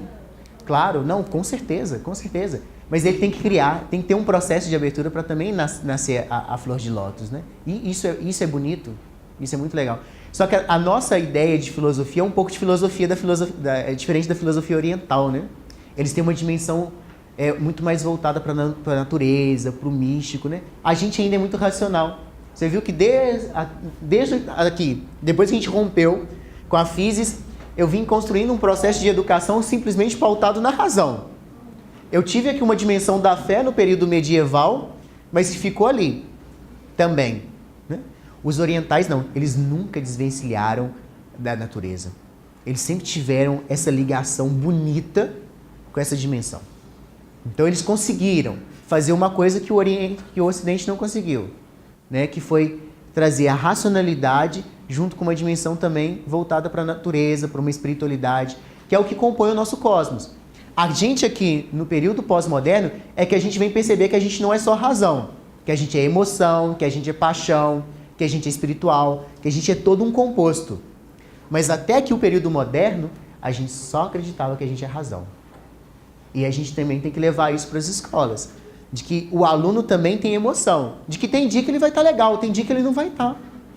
E isso faz parte do processo educacional, a gente sentir a turma. Já viram que a gente fala assim, olha, o Lucas quando me convidou pela primeira vez para vir, uns tempos para trás, ele falou assim, vai para você sentir a turma. Esse sentir a turma é realmente saber das emoções, das atribuições, de como que é, como é que a gente vê, percebe as coisas, né? Não ter espaço para a comunicação desse sentimento, é que dá lugar para tudo. Sim. Isso aí a gente começa a ter essas violências educacionais, né? Quando a gente não consegue perceber que um outro é um indivíduo, que um outro também é dotado de uma liberdade, em que ele pode se construir, mas a gente quer padronizar o outro também. A gente tem que achar, a gente começa a colocar padrões de beleza, padrões de estética, padrões sociais, padrão para tudo. E quando a gente vai romper, a gente fala assim, não, mas você está rompendo com uma dimensão que é uma estrutura social. Aí vem o Kant, olha, covarde, a gente vai e toma para trás de novo. Então tem toda essa dimensão, que é um pressuposto que a gente tem que ter, que é muito perigoso, né? Eu já estou falando aí demais, um pouquinho demais. Pessoal, até aqui, uma dúvida? Vocês têm uma dúvida para trabalhar, para tratar? Não? Vou falar igual com meus alunos agora. Eu vou voltar lá no período medieval, eu vou cobrar na prova.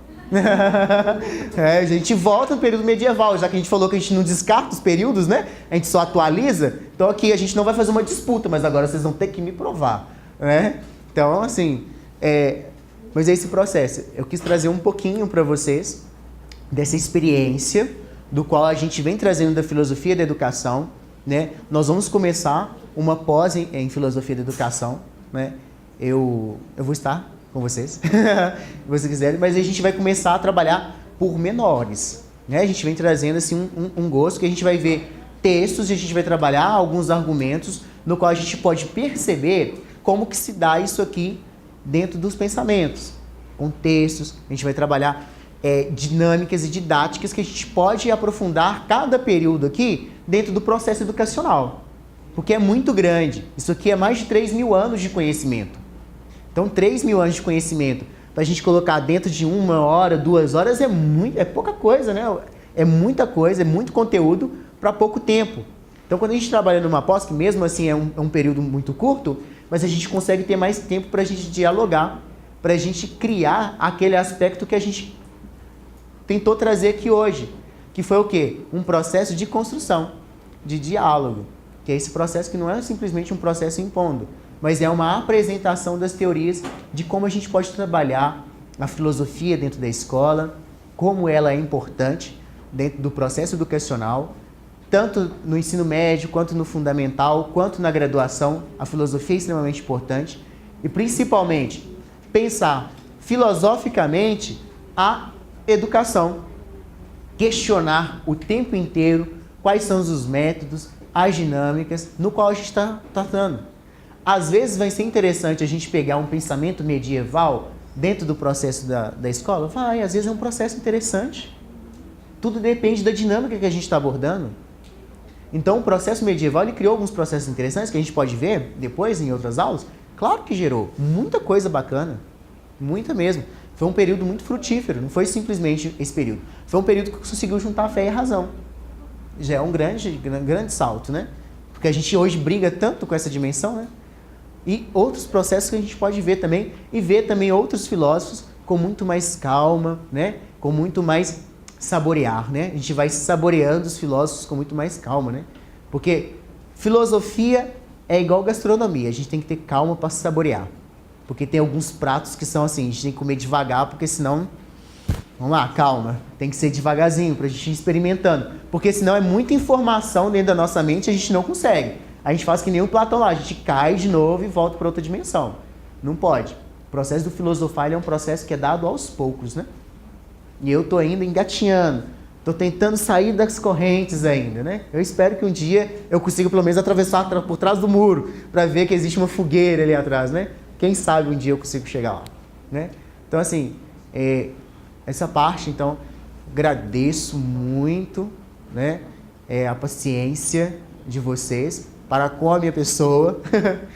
Qualquer dúvida, estou aí à disposição para a gente conversar, para a gente dialogar, para a gente construir.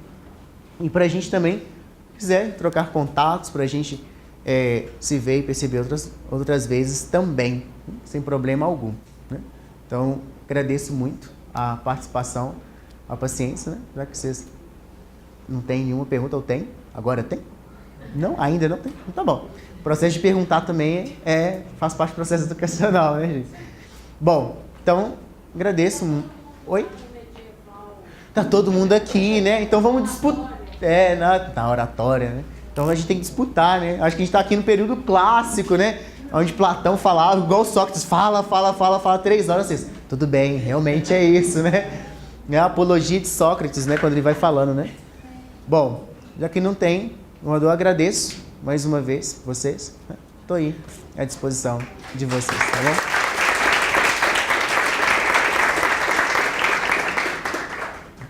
Agora tem que esperar o Lucas, né? Tô chamando o Lucas, né? Que ele vai dizer para vocês, né? Que hoje eu vou dar aula para meus meninos ainda, né? Um colega de trabalho aqui, né, gente? Bom, gente, eu vou incomodar vocês só mais um pouquinho, prometo.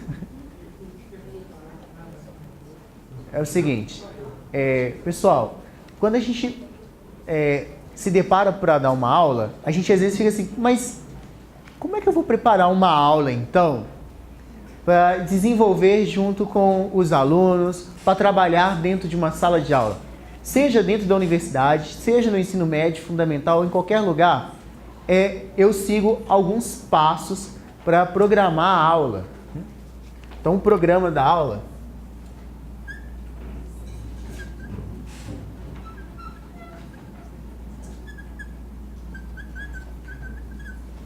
O programa de aula ele segue 4 passos.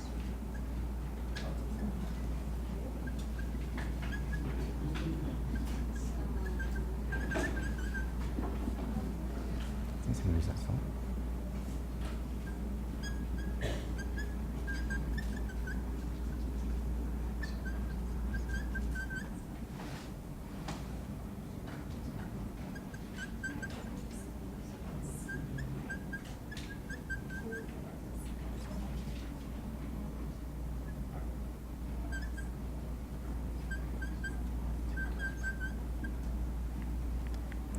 Bom, o programa da aula, ele segue esses pontos aqui.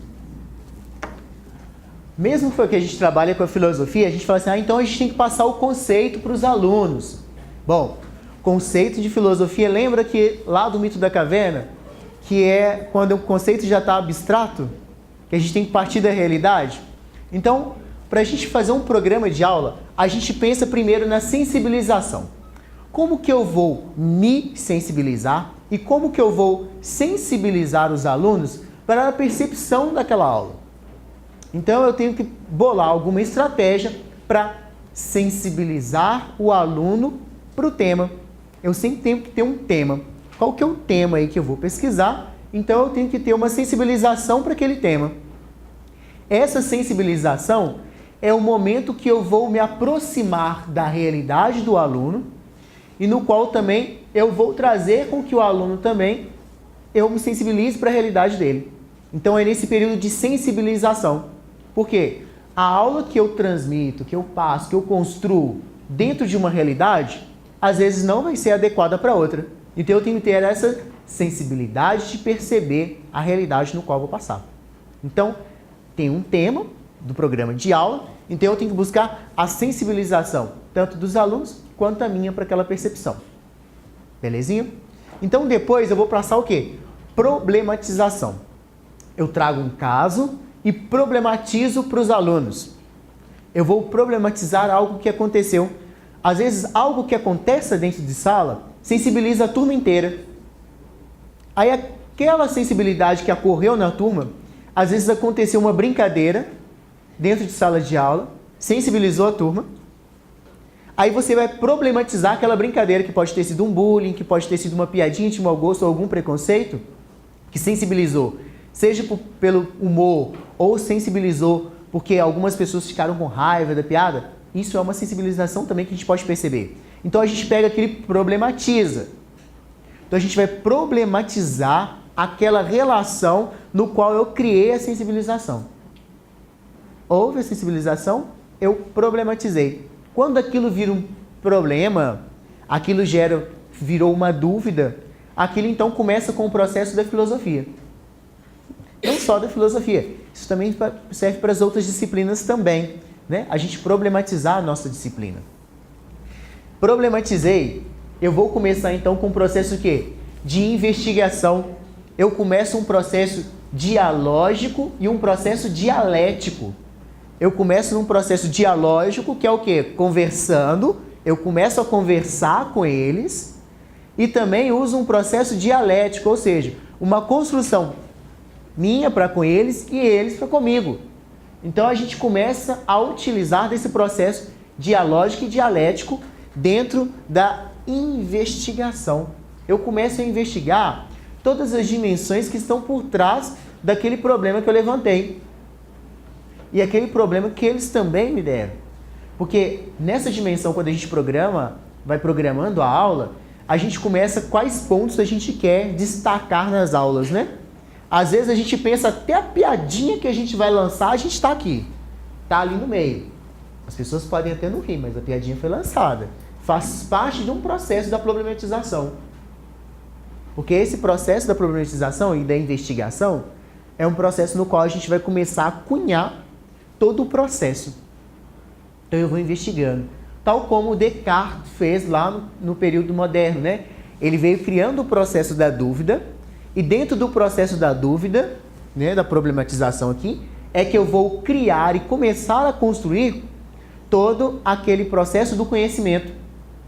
Então eu começo lá, problematizei com os meus alunos a questão e eu vou começar a investigar. Olha, se isso é um problema, como é que a gente vai começar a trabalhar esse problema? Quais são as nuances? Como que a gente vê? Como que a gente percebe essa dimensão do problema que a gente levantou? É isso aqui, ó. A gente vai trabalhando no programa da aula. E no final, a gente conceitua. Aí é que a gente entra com o princípio. Olha só, não é simplesmente a dimensão do mito da caverna? Esse também, programa de aula, é um método inaciano também. É do Inácio, de Santo Inácio de Loyola. As escolas jesuítas utilizam muito desse esquema de programa de aula. Então, e como eu sou filho dos jesuítas, né? Meu mestrado foi com eles, então tem essa dimensão aqui. Então, no final de toda a problemática, é que a gente vai buscar um conceito. Mas esse conceito não vai ser um conceito meu para os alunos, vai ser um conceito construído. Então, gente, depois de tudo que a gente falou, depois de tudo que a gente pesquisou, que a gente conversou, que a gente dialogou, qual que é a conclusão que a gente pode chegar? Qual que é o conceito que a gente pode construir junto? E esse conceito, então, ele vai tomando forma. Então, esse conceito, quando ele vai tomando forma, é que eu vou percebendo as nuances que a turma vai tomando. Por isso que é bom a gente também, quando a gente pega uma turma desde o início, que a gente vai percebendo o processo de evolução do conhecimento deles, é bonito por causa disso. A gente começa a perceber lá do início que a gente tinha uma sensibilização diferente, porque existem as sensibilizações que são de cada aula, mas existe a sensibilização que é de um curso inteiro. Olha, qual que é o enfoque que eu vou dar para o curso? Quando a gente vai pensar a dimensão de um curso. Qual que é a sensibilização que eu quero gerar? No curso inteiro. Qual que é a dimensão de um conceito que a gente pode abarcar aqui? A gente ter um mapa não significa que a gente vai direcionar o conhecimento. Olha, eu tenho um mapa da aula. Mas agora, quais caminhos que ali vão surgir? São vários e múltiplos. Mas ter um mapa me ajuda a segurar isso. Porque senão a aula fica solta e às vezes a gente perde a dimensão do que a gente tem que falar. A gente não vai ter o feeling, a gente não vai ter aquela resposta necessária. Ela fica meio solta. E se ficar meio solta, os alunos são os primeiros a perceberem. O aluno percebe quando a gente está enrolando aula, né? Então, todo mundo percebe. Quem é professor sabe que o aluno percebe. Alguns levantam a mão e falam assim, professor, você está enrolando, né? Porque você está aí dando umas coisinhas, depois começa a falar de uma outra que não tem nada a ver. Então, o aluno percebe quando está enrolando aula, né? E as maiores questões que surgem são na problematização, né? Nem são na investigação, porque na hora que a gente está na investigação, a gente já começa a polir as dimensões. Na problematização vem aquela chuva de ideias. Isso é muito importante fazer com os alunos, né? Essas chuvas de ideias, no qual eles vão falando, e a gente vai problematizando, gerando, até a gente conseguir chegar numa dimensão o quê? Investigativa, né? Aí a gente fala assim, então tá, depois que teve essa chuva de ideia, que teve toda essa dimensão, o que a gente vai fazer com tudo isso aqui que a gente tem? Então aí a gente começa. Isso aqui que trouxe, esse elemento que foi trazido para você. Aí a gente começa a elaborar essas dimensões. Depois de elaborado, é que a gente vai fazendo esse fechamento, mas esse fechamento que não é absoluto, né? Mas ele precisa existir. Você não pode deixar a sua aula também aberta. Ó, gente, então a gente investigou, foi isso, beleza? Professor, mas e aí? Não, a vida é assim, é aberta, é um mundo de possibilidades, tem nada por aí, vai dar nada para nós, né? Não é assim também não. Tem que existir um fechamento na aula. Esse fechamento, às vezes, pode ser um exercício, é necessário, né? Essa dimensão do exercício. O exercício pode ser com o outro, o exercício pode, às vezes, nem ser mesmo dentro da própria aula, porque às vezes não dá tempo de fazer todos os passos dentro da mesma aula. Às vezes pode pegar uma outra.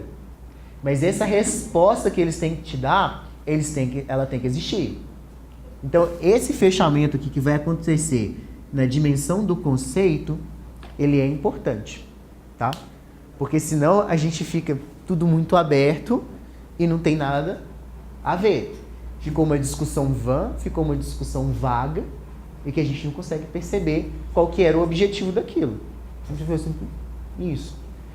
E o trabalho que a gente vai passar, ou a atividade que a gente vai construir, ela também tem que ter uma relação com toda a aula.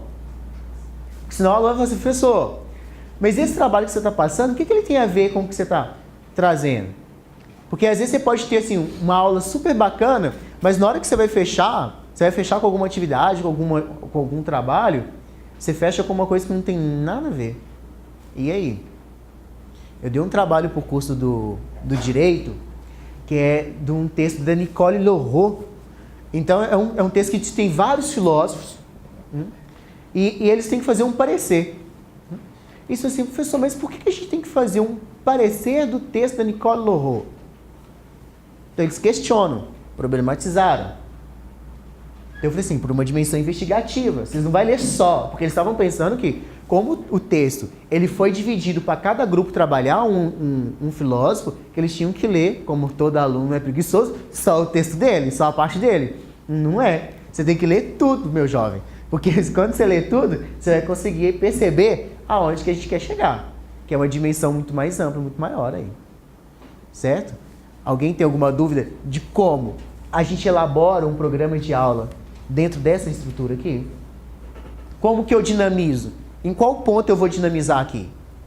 Em qual ponto eu gero uma dinâmica? Em qual ponto que eu posso fazer uma dinâmica? Na sensibilização. Eu posso criar uma dinâmica também na problematização. Só na hora da conceituação é que a dinâmica fecha. A gente não tem a dinâmica aqui, na conceituação. Certo? Porque aí é uma questão muito mais teórica mesmo. O aluno ele precisa dessa dimensão também do teórico, que é a dimensão platônica lá do abstrato, da construção. Então aqui a gente não trabalha com a dimensão de uma dinâmica para fazer. A dinâmica aqui seria uma dinâmica muito mais, você trazer a conceituação muito mais para a abordagem deles, né? Porque a conceituação, ela não precisa ter aquela linguagem rebuscada, né? Porque como diz o Ortega y Gasset, que é um filósofo espanhol, a maior caridade de um filósofo é escrever de forma simples. Porque você vai escrever de forma complicada para ninguém entender? Então não faz sentido nenhum. Então o professor também, na hora de conceituar, fazer aquele conceito mais próximo da realidade possível do aluno. Que aí ele vai perceber que aquilo que a gente conceituou, que a gente fechou, faz todo sentido quando a gente fez, olha, faz todo sentido quando a gente vai perceber da sensibilização que a gente gerou. Aí faz todo sentido, a gente vai conseguir perceber melhor.